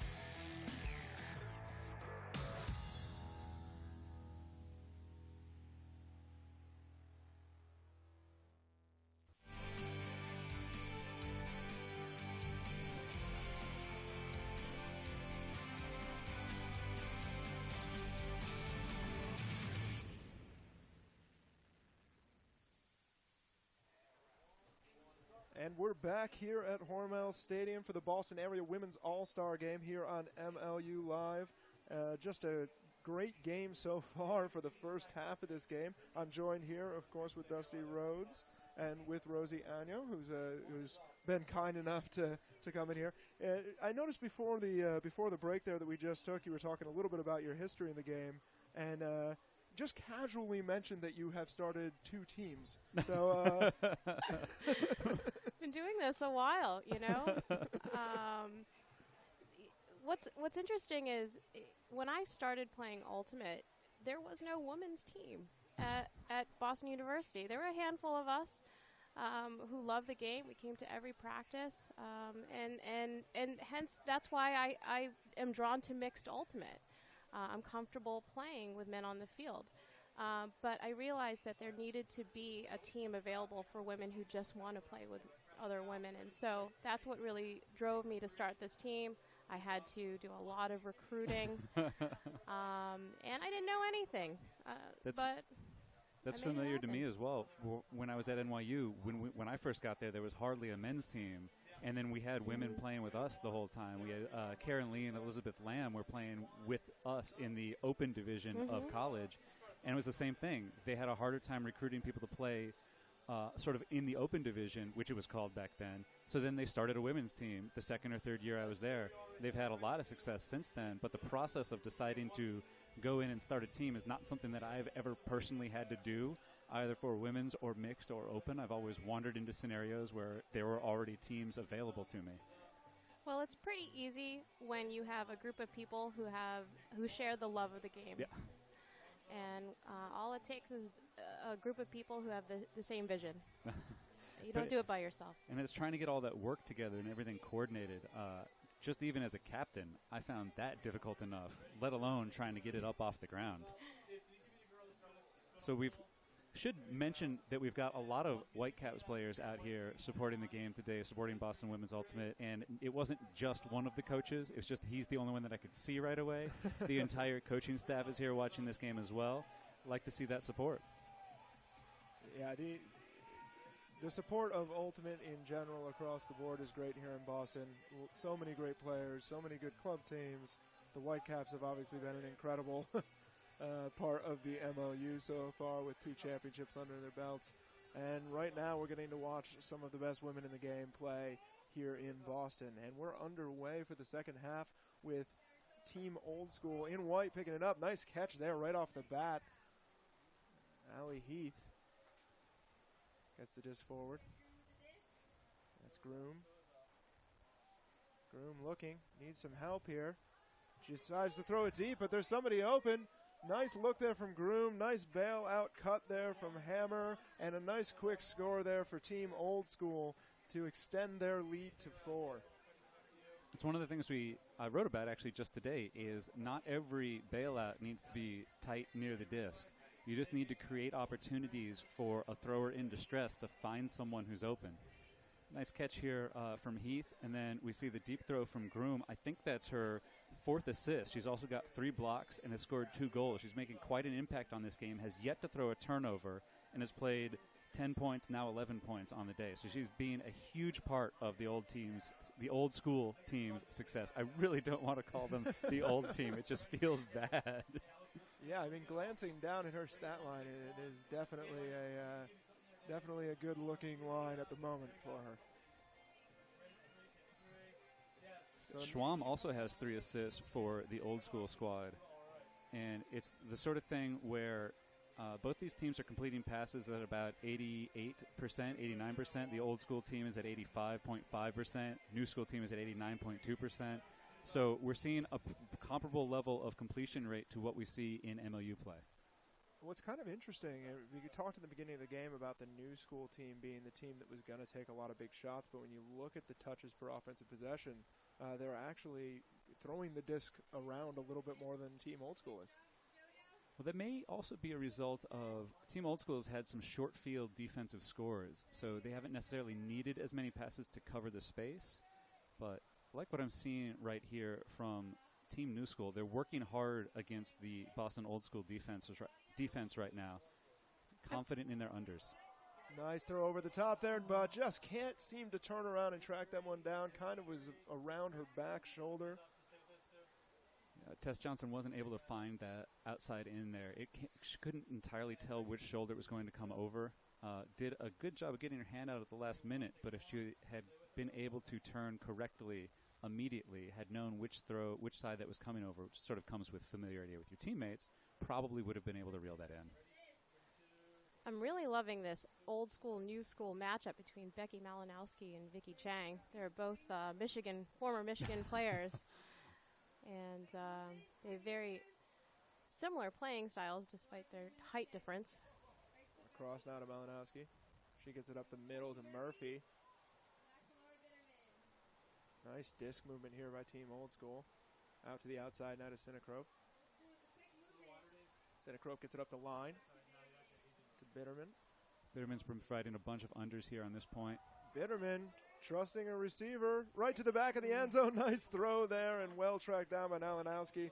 That was a great sort of mental communication play there from the two, combining for a great goal there for Team Old School. It's a matter as a thrower of being able to throw your receiver open. It wasn't necessarily clear where she was going to be open, but if you put the disc up, make the defender overcommit underneath, sail it to the back corner, easy goal. Another goal there from Malinowski, and Team Old School extends their lead to 5 here with 7:59 left in the third quarter. So it's 7 breaks for Team Old School, and they lead by 5 points. So Team New School has a bit of catching up to do here. It was nice for the last goal of the first half not to actually be a goal on the part of Heath. That helped Team New School out a little bit. But Team New School also scored the first goal and the last goal of the second quarter, which gives them that little advantage going into this. But right now, they're being challenged by Team Old School in a way that they weren't previously. Allie Heath getting ready to pull here.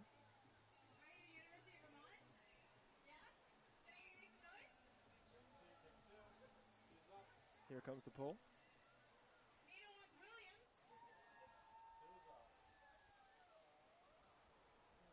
Looks like it went just out of bounds there, so we're going to take the pull at the brick mark.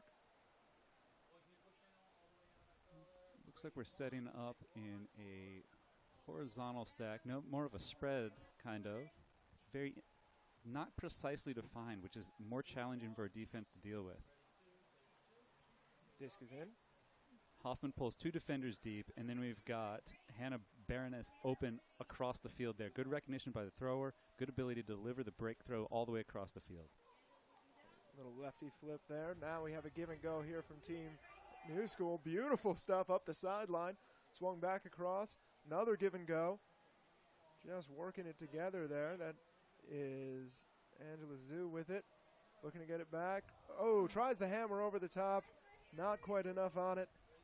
Turns the disc over. A really nice offensive point up until that hammer. And the hammer wasn't a bad decision. She just didn't execute it. It looked like the disc stuck to her hands, didn't come out quite on time. Not a clean release. Sort of a easy-looking turnover, straight to the ground almost. Those short hammers do tend to be tougher than you would think. Goes for the block there, trying to get it back. Zhu. Thought she had. The receiver shielded it from the booth here, so we couldn't tell that was up right away. I thought it was going to be a block. Sullivan swings it across to Cook. Cook gets it out to the outside to Heath. Oh, Heath gets her foot stepped on a little there, but she's all right. Up the field. Back out to the outside to Negus. Negus with the big fake. Oh, that looks like a block there, but there's going to be a little bit of a conversation about it. Looks like we're going to have a foul called, not contested. Yep, coming in on 0, so no contest. So a little foul on the mark there. That was a close one, though. Yep, as they say, discs don't lie. Disc don't lie. So a little bit of a drop there, and now we're going to get Team New School another opportunity for this hold. This will be their third chance on this side of the halftime. Oh, Heath looks like she got a hand on that one as looks like Dobkin went for the swing pass, but we're going to have another foul called there. I tell you, Heath was throwing it back a little bit disdainfully even. Yeah, she definitely did not look like she agreed with that call. And it looks like she managed to make her point clearly. Dobkin drops the disc, and Team Old School takes over after the point block. Convincing argument. However, Team Old School they didn't have an opportunity to have a fast break there, so they got into a static offense here. It looked like a clean block on Hoffman's part, although it looks like an uncontested foul on the mark again. Yeah, another marking foul there. I'm not sure if the foul made much of a difference in the result of that play, but little throw up the field there. That's Klein with it. Klein looking up the line, nothing there. Gets a cutter up the middle in the form of Ludford. Ludford back to Klein. And Klein punches it in. Nice throw there. That was a cheeky little cut she made. 2 steps to the break side and then got her defender to commit, and she was wide open on the open side. And it was a play where the thrower knew there was going to be enough space for an isolation in the front. The cutters and receivers downfield pushed back far enough, and that was a 3-minute, 5-second point. So that was a nice, long occasion for Team Old School to not only run some time off the clock, but to confirm that break. Team New School has to be a little bit worried right now. They've now gone for 5 minutes, 5 seconds without getting a goal here. They had one throw into the end zone. It was sort of that hammer that we talked about earlier. And Team Old School is coming out of half with a 3-point run to start, and Team New School is trying to figure out what has hit them. Team New School got to get their feet back under them. Really need a goal on this point. They're waiting now to receive the pull, trailing 15-9 with 4:54 left here in the third quarter. Team New School really needs to value the disc when they're right outside of their end zone. I mean, that hammer, it's sort of like a 50-50 shot right there. But when you're that close, sometimes you just need to turn and look at your dump and execute a nice dump swing to get the score. And as they always say, it's that last pass that gets you. The offensive point up to that point by Team New School was fantastic. There's a lot of good give-and-go movement, a lot of good break passes, and then it's ruined by one simple throw. Team New School moving the disc well now.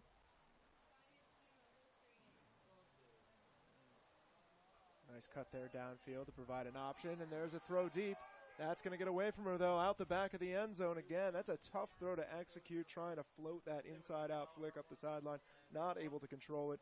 Sails out the back of the end zone, and Team Old School going to take over again with another opportunity to break. So our official clock hasn't actually started here in this quarter, although the clock that we're showing is down to about 4 minutes. We may have some issues with that. The downfield throw there, it was going with the wind, so it carried out a little bit, and even if the receiver was able to chase it down, would not have been inbounds. A quick turnover there. Team New School takes over, punches it into the end zone. Nice there from Team New School, a much-needed point. Tajima on the end of it, able to get the goal, and very happy about it. Knows what an important goal that is at this point in time. She needs to get her team fired up. Hopefully that's the one to get them to start getting on a roll here. Just to reinforce that confidence, it's a nice block. I'm not even sure who the thrower was throwing to. I couldn't find a receiver in the area there. Cammie Groom seemed to have cleared out long enough earlier that it was not an actual throw to her.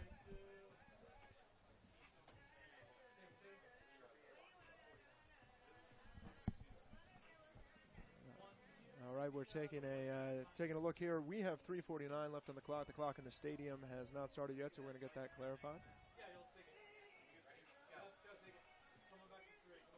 And here we'll see just an easy completion, good confidence in the end zone there, good offense, and Team New School needs to try to get some breaks back sooner rather than later. Absolutely. New School, a long road to travel right now. I'd love to see New School throw some kind of defense, something to change things up a bit. Whether it's a zone or just poaching the lanes, clogging. They did have one handler defender poaching off into the break side. This could be it. And it is. Nice defense there. Good positioning Good coverage on the dump pass. Makes it a tough throw, and Team Old School turns it over. New School with an opportunity to get another break back. Leanne Hoffman. Nice inside-out throw. Oh, but she cannot reel it in. That's a drop there from Zoo. It's a nice leading throw. It almost led too far. It made the catch a little more difficult than it needed to be. Nice catch there by Hallweaver. So Zhu is coming right off of her college season. Did a lot of work for her Dartmouth team. Very talented player, and does a ton for Brute Squad. So she's a huge asset to them. Just having the unfortunate couple of drops, maybe even 3 drops so far in this game, gets the best of us. And then we get a tipped pass there, and then a couple defenders come through and make sure it's not completed. Clock has started now, so we're back up to correct game time, and Team New School really needs to confirm this break. They need to value it just enough. There's a big inside-out floaty throw over the top. Heath getting around the back. Neither player willing to let go of that one. Looked to me like Heath got it first. It looks like the players on the field agree. Heath with the catch there. Taking a quick look at it here. It's closer than I thought at first. Oh, big bid there up the sideline. Another quick turnover though, and here's a floaty disc again. Tipped, caught. Things are getting a little wild out there, almost a circus-like point at the moment. See if Team Old School can settle it down. No, they can't. That turnover may be coming back with an injury called down here closer to the field. Looks like they're subbing Malinowski on. Didn't quickly see which player came off, but throw will come back. Turnover never happened. Looks like it might have been Murphy who came off the field. Hopefully it's nothing serious. A little shaken up.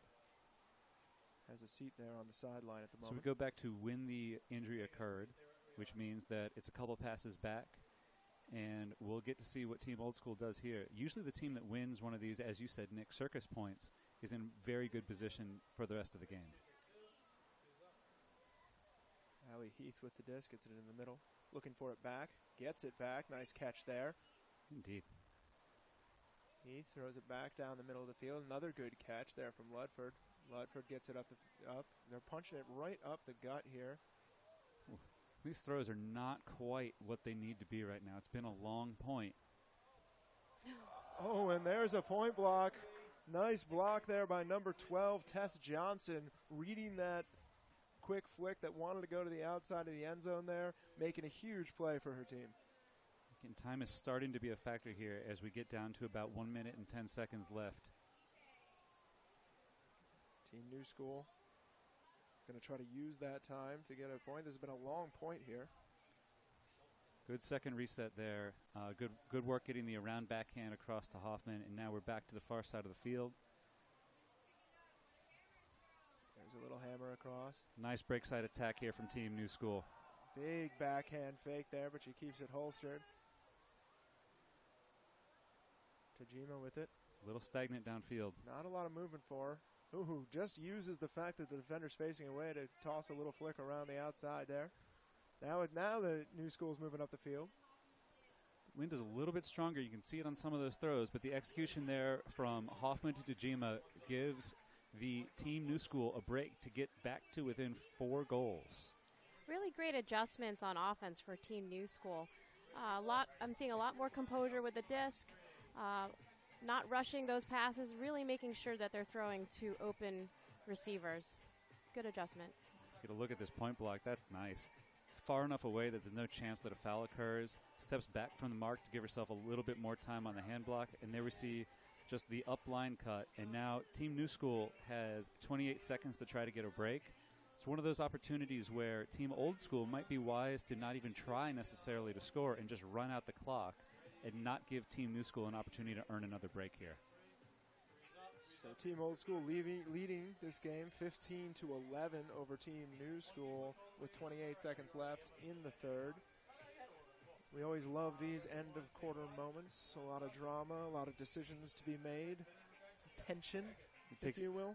It takes you out of your normal set of offense because you have to try to force something into the end zone as the clock runs down, and then you get to see an opportunity for who has those great throws that are going to make a difference. Who is the ruler of the skies who's going to come down with the goal at the end of a quarter or the end of a half. It's one of my favorite parts about the timed ultimate experience.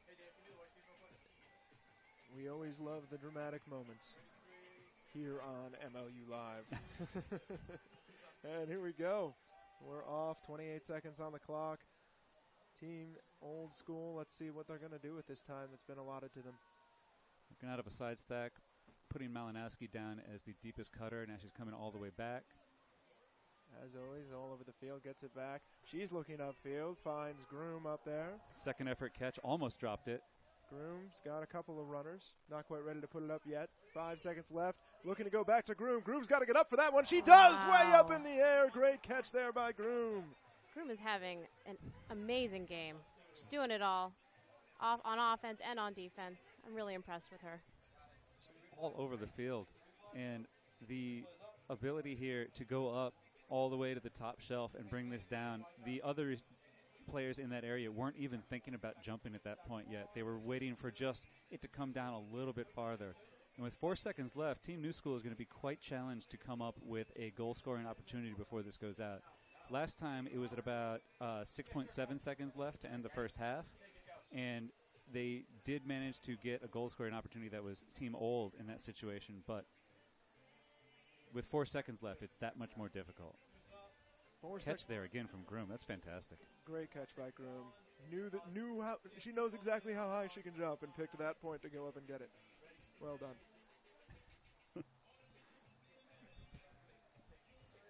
All right, getting ready here for another bowl.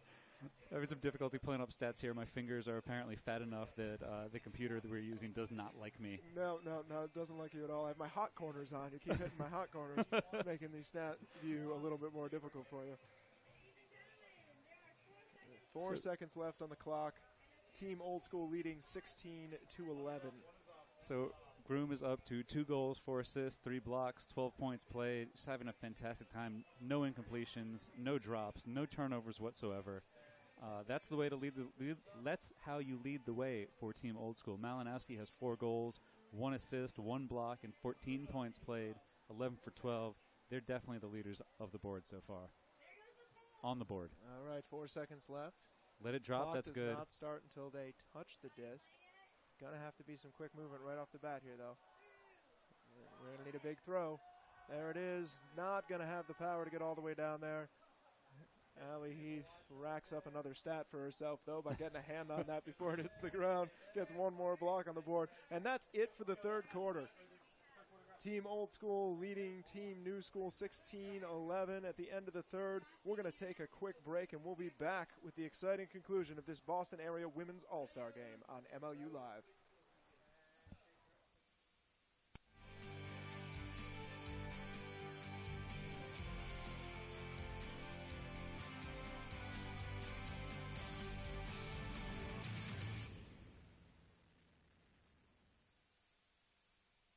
The team dynamic is just to have as much fun as possible. It's an experience, man. You turn around and you look and there's this big giant animal running towards you. When I first started commentating, it was kind of tough for me because it's like, well, I can be out there too. I can play with these guys. Well, why am I up here in the booth? Jeff Grant he's a freaking monster. He can sort of just do it all, you know? A few of my students were like, we saw you on the bus. I was like, I don't ride the bus. No, you're on the side of the bus.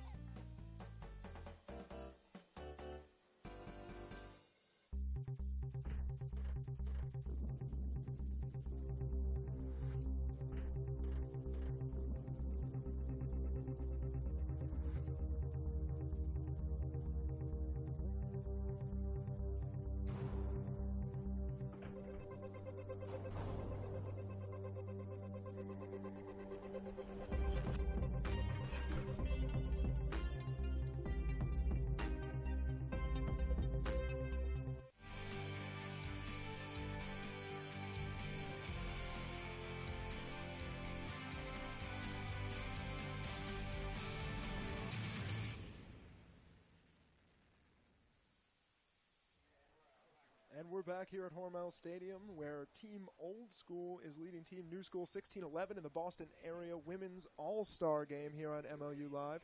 Thank you to everyone out there for joining us. A little piece of news, if you're planning to stick around and hang with us and watch the Whitecaps take on the DC Current, you're going to be in for a little bit more of a wait than we intended. Due to some unforeseen transportation issues with the bus coming up from DC, the Boston Whitecaps DC Current game has been pushed back to a 9 p.m. start. We will still have that live for you here on MLU Live, so tune back in after you've taken a little bit of a break from Ultimate Between Games, or better yet, pop on over for the West Coast matchup where San Francisco will be taking on Seattle. We are looking at the end of this game here now. Got 16-11. There's a 5-point lead for the old school. What does the new school have to do to get back in this game, Rosie?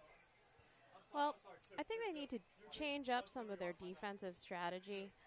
Right now, Team Old School looks very solid behind the disc. They have a lot of patience. They're throwing to open cutters. And so it would be nice to see Team New School kind of throw something different at them, change up that offense, and take advantage of any turnovers that occur out there, and take care of the disc.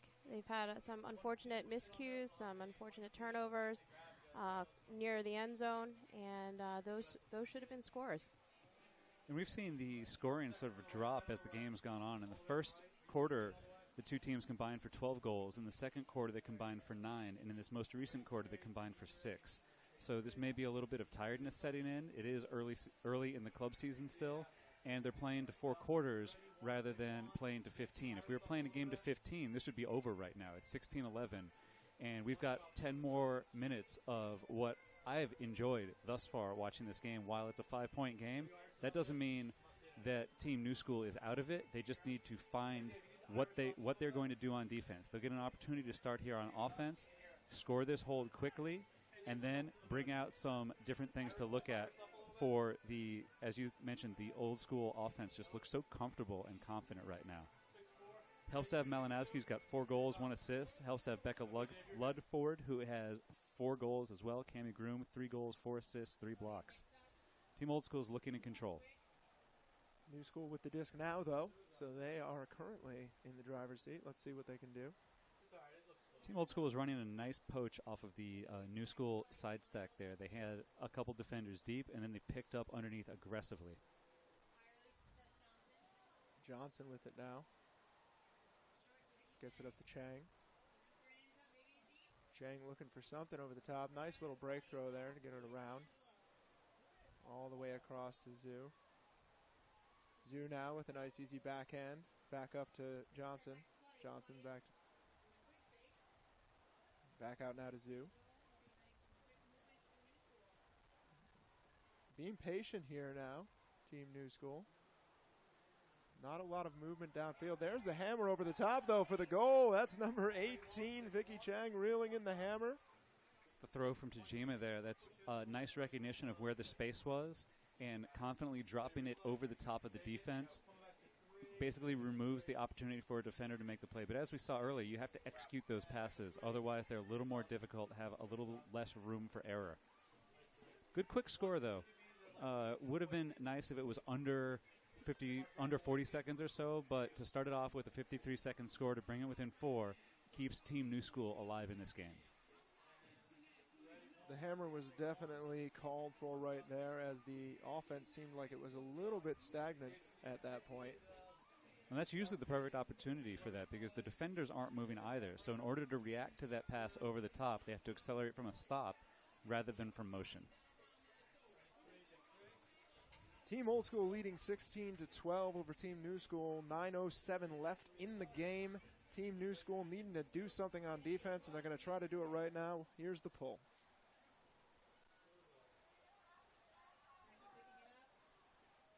Out now to Cook.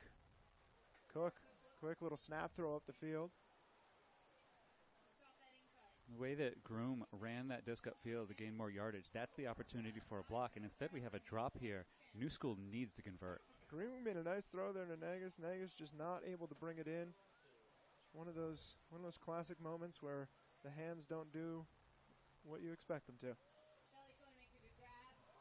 Big deep throw. has an open player. Yes, and there's the score. Kate Flood, no, not in. Just short of the end zone. Got to be patient here. Puts it up over the top of her player.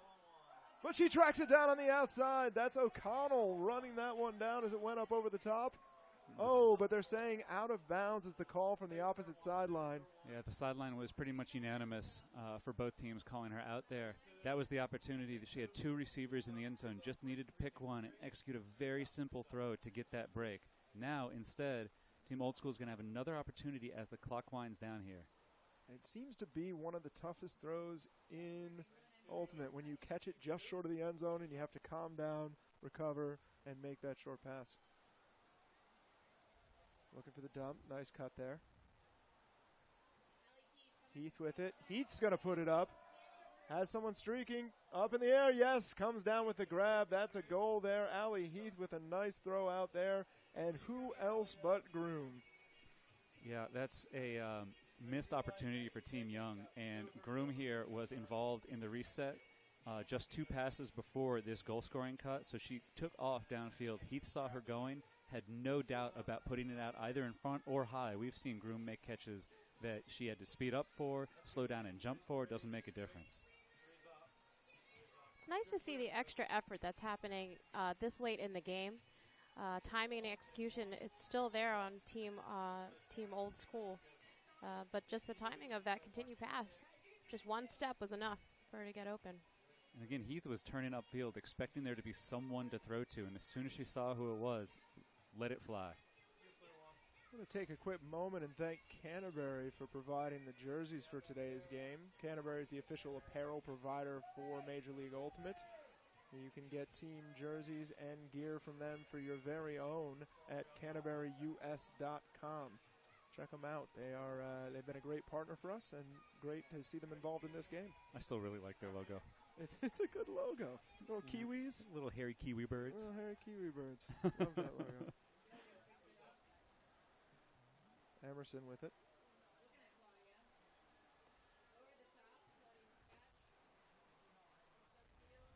Najima gets it upfield. Team Young School is cutting hard right now and being given good chase by Old School. There's an opportunity, but no, just a little bit too far out in front of her. It was a good cut. It was a good idea, but a small window to fit that disc into. Can't quite get the touch on it that she needs. Had it either been softer or a little more towards the center of the field, I think Sadler would have given a good layout there to make the catch, but as it was just out of reach. And Team Old School will take over, still leading 17-12 here with 7:05 left here. And they're going to get the disc moving right away. We've seen Bitterman break deep here as Hoffman was poaching into the reset area. Bitterman took off deep. Team Old School decided not to throw it, instead taking the calmer route. They are in control right now, so there's no reason for them to rush. Definitely in no hurry, but moving the disc well. Nice up the line throw. Can't quite get down for it, though. A little bit too far out in front of her. Ooh, nice save there. Yeah. Malinowski, that was not. That was Dobkin bailing her out. Dobkin's been having a good game all around. She's been involved as a thrower and as a receiver today. Kajima with it. And it looks like we have a call downfield. A pick call. Dobkin is a player that has come up through the ranks in the Boston Ultimate programs. She, she started on Siege, or I think at the time it was Vice, is the second-tier women's Ultimate team in Boston. Worked hard to hone in her skills and tried out for Brute Squad and made it a couple years ago. So it's really nice to see her grow as a player. It's good to see hard work and dedication rewarded as you sort of improve your skills. Something I myself needed a lot of time to figure out how to have enough skills to play. There's a big throw up. Running for it, but not quite being able to get to it is Laura Bitterman. She had a couple steps there, but the throw wasn't quite slowed down enough for her to catch up to it. I couldn't find the right word there. It's edge control. It needed to bank back toward the receiver as opposed to fading away from the receiver. It's the last 15% of the throw. If you can control that, the rest is irrelevant. Team New School takes over, though. An opportunity here. Swinging it all the way across. Ooh, laser out by the sideline there, but not able to come up with it. Going to take a second to get up. That was a hard landing over there.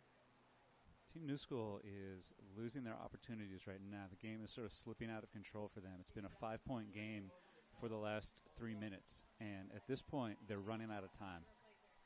Dobkin stepping off to the sideline may have knocked the air out of herself with that landing. It was a very hard landing, making an attempt at that disc. So she's taking a substitution, is going to take a second to evaluate the impact. You can see here as she goes down to get it, just doesn't hang up as long as she thinks it's going to. Lands very hard. Stepped off to the side.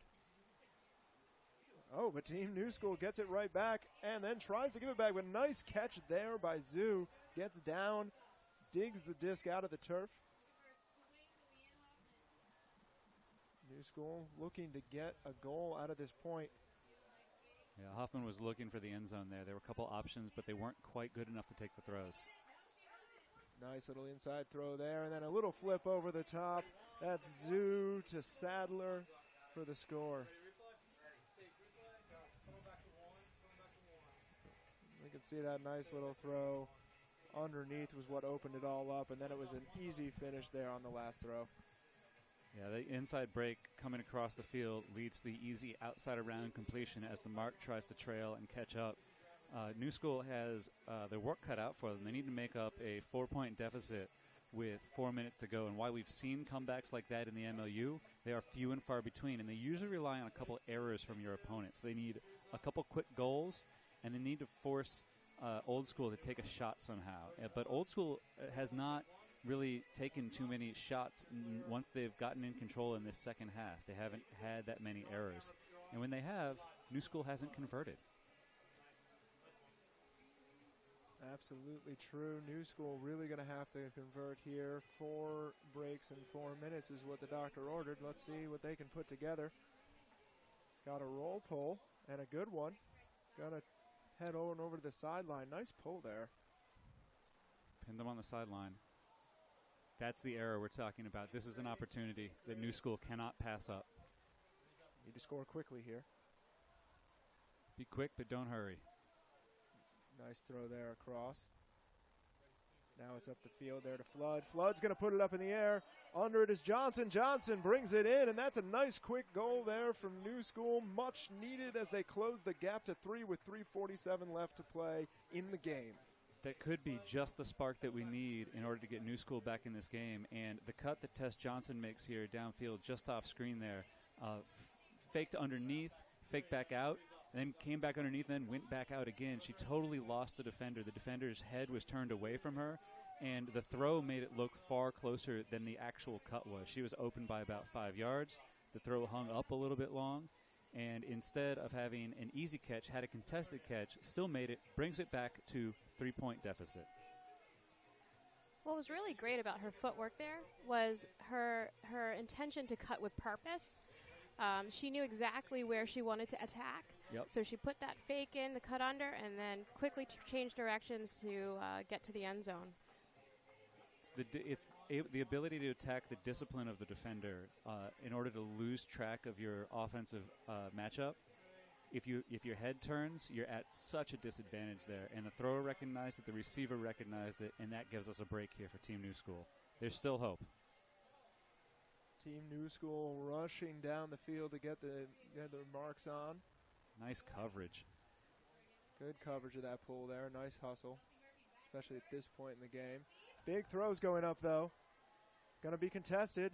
Up in the air. What a catch there. Unbelievable catch. That was Zipperstein with a monster backhand. And Ludford going up and getting it for her. Covered by Sadler and Hoffman. That's not the scenario that you want to be in. But Old School comes down with it anyway. Zipperstein. Oh, now she throws it into the turf. Quick turnover, a lucky break there for New School, taking the opportunity. Let's see what they can do with it. Getting it out here to Sadler on the side, and Hoffman's going to be making this isolation cut in the lane. Excellent catch. That's way more difficult than she made it look. And she's going to take the big throw. Has somebody down there. Looks like it's going to work, and it does. Big catch there from O'Connell. Great throw there from Hoffman, finding the open man in the end zone, gets Team New School within 2. We've got a game on our hands here. This is when having legs late in the game matters. And we should see some of these old young ladies and their fresh legs make a difference late in the game. Saw that catch there from Ludford with 2 defenders closing down, and we see Hoffman take control here and challenge Malinowski deep. The throw floats over high enough. I don't think that even if Malinowski saw that she would have had an opportunity to play it. It was very well placed, sat out over to space. The receiver made the catch, and now we've got a 2-point game with 2:53 left to play.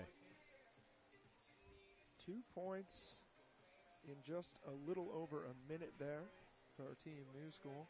Now they trail 17-15.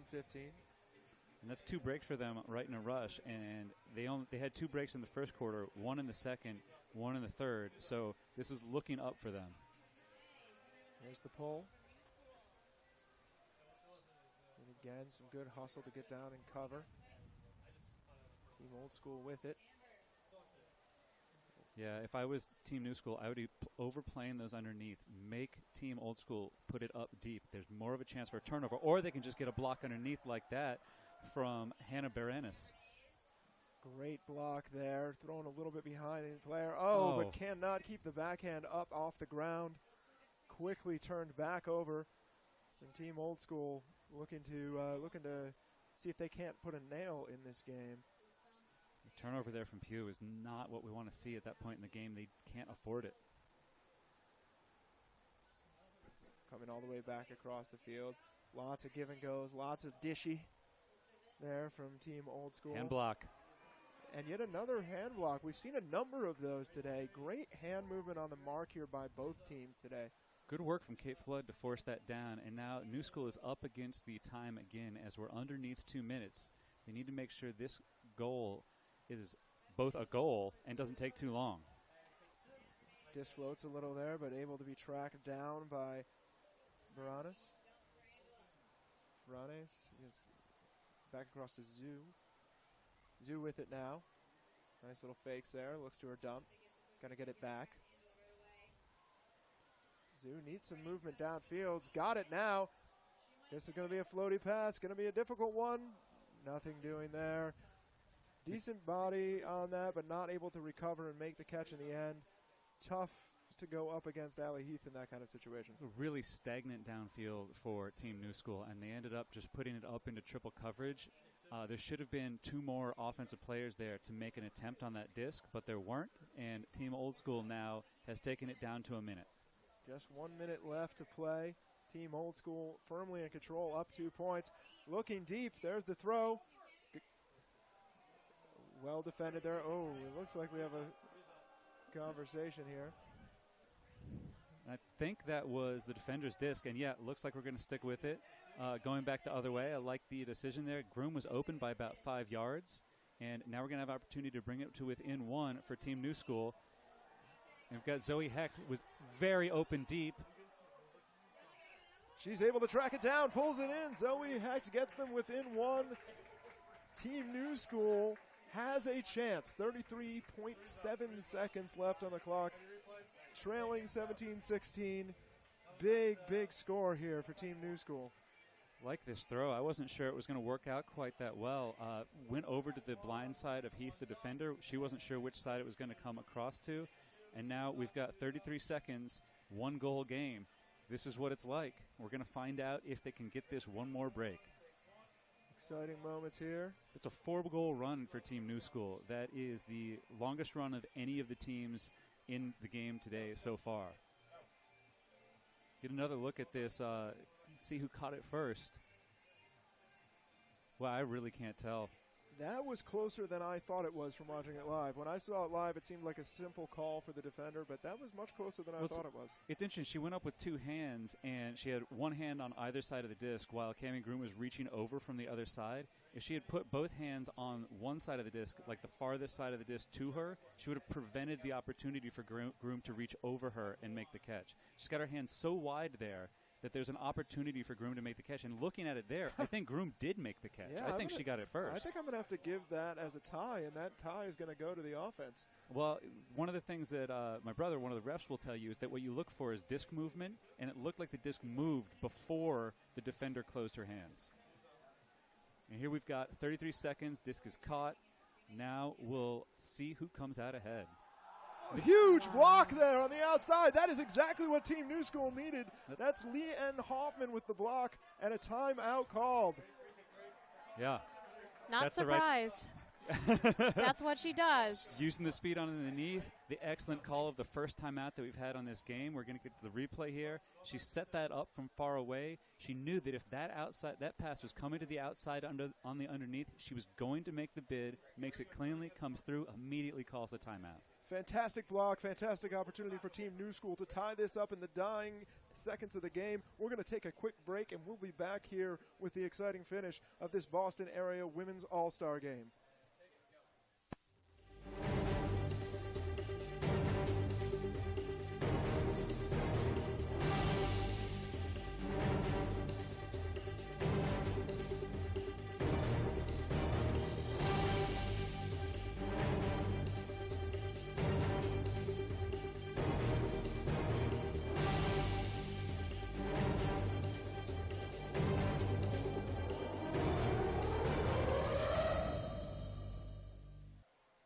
And we're back here at Hormel Stadium for what has become an incredibly exciting game here in the fourth quarter, particularly with this huge block from Hoffman.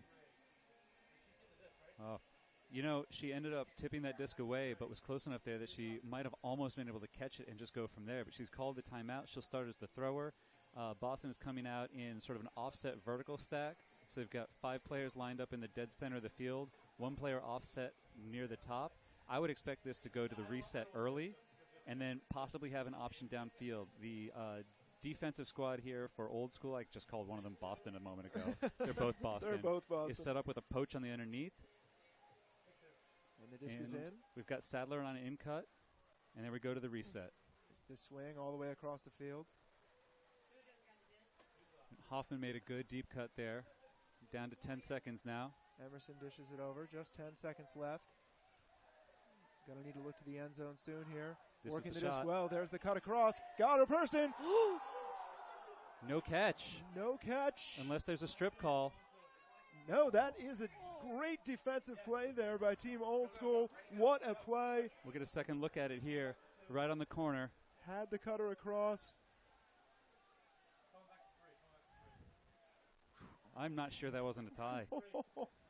Wow, what an amazing ending to this game. And that's going to do it, folks. That's all for this game today. Incredible ending there. Great heart by Team New School trying to close it down in the end. But it's the Old School that takes the win, 17-16. And you saw that very last pass going into the end zone.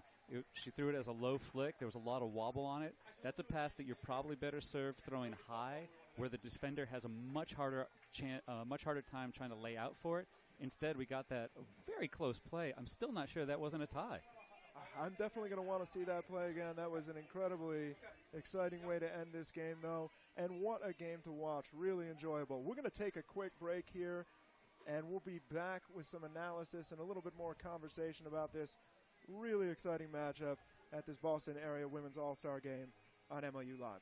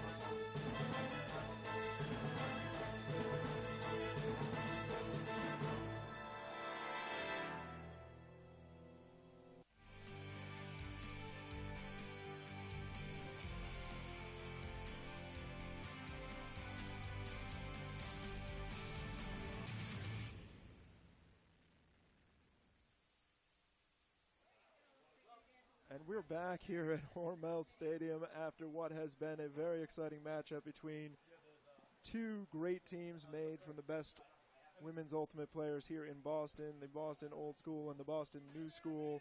Boston Old School coming out on top 17-16, and largely in part to a play right at the end here of the game, which was just still a little bit controversial. I want to take a closer look at this here. There's the throw. Team Old School defender coming across to try to get this block. And gets her. Yep. That looks like a block. Yeah, it looks like a catch block there even. She's already got her hands on it, and the second player's coming in with a clap catch. Not sufficient enough. If the offensive player had gotten her hands out and gone with a claw catch, either with one hand or two hands, she may have been able to beat the defender to it. What a great defensive play there to end this game, and what a great game to watch throughout. Really enjoyable ultimate out there. Give us your closing thoughts here, Rosie. Wow. Right? I am just so amazed at the level of play that we saw from both teams today. Old School with their methodical handling and passing, nice calm composure, and then in the fourth quarter here having New School come out with their fresh legs. Let's charge back in. And really brought them back into this game. What an exciting game, and what a great moment for Boston Ultimate right now. Wish I was down there on that field to celebrate with them.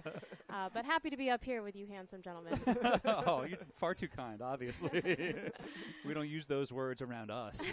We're going to invite her back. So some of the things looking through the numbers here is that each team had 9 holds. Team Old School had 8 breaks to Team New School 7 breaks. Both teams converted exactly 50% of their offensive chances. Some of the individual stats, we had Cammie Groom with 4 goals, 4 assists, 3 blocks, 13 for 15 completions. We had Elena Schwamm with 1 goal, 4 assists, 7 for 8 completions, and that's just on the Old School. And if we look at what we saw from the New School as well, we had Angela Zhu with 44 completions on 46 throws. We had Claudia Tajima with 31 completions on 32 throws. And, of course, we'd be remiss if we didn't mention that Leanna Hoffman had 2 goals, 3 assists, 2 blocks, 13 for 19. A little low on the completions there, but she was forced near the end there to take a couple more shots. The level of play across all of the players for the game in the game today was just fantastic. They were going out and giving everything that they had to this game, even though it's just an exhibition. The fans out here were loud, cheering for throws, calling for different things for different teams, hammers at this time, another thing at another time. And the energy that you get from a crowd in a game like this is not to be underestimated. It's something that you don't get all of the time when you're playing in tournaments because there simply aren't enough people there to watch. They're busy playing. And to get out here and have this experience, the sort of experience that you usually reserve for semifinals and finals at nationals in terms of crowd support, it's very exciting. I was very happy to be a part of it. Yeah. I hope we did well enough as commentators to support the level of play we had today. Yeah, I hope we kept you all with us. We had a great time out here tonight. I think the fans that came out had a really good time watching this game. They got, more than I had even expected, and I expected a pretty good game. Great game out here. Thank you very much, Rosie, for joining us today. It was great having you here. Thanks for having me. It's really a pleasure and a huge honor to have me up here commentating with you guys. This is a really great experience. Well, we'll definitely be doing it again. Dusty, thank you. Thank you to everybody out there for joining us. That's all for now from the Boston Area Women's All-Star Game. We'll see you later on tonight when the Boston Whitecaps take on the DC Current at MLU Live.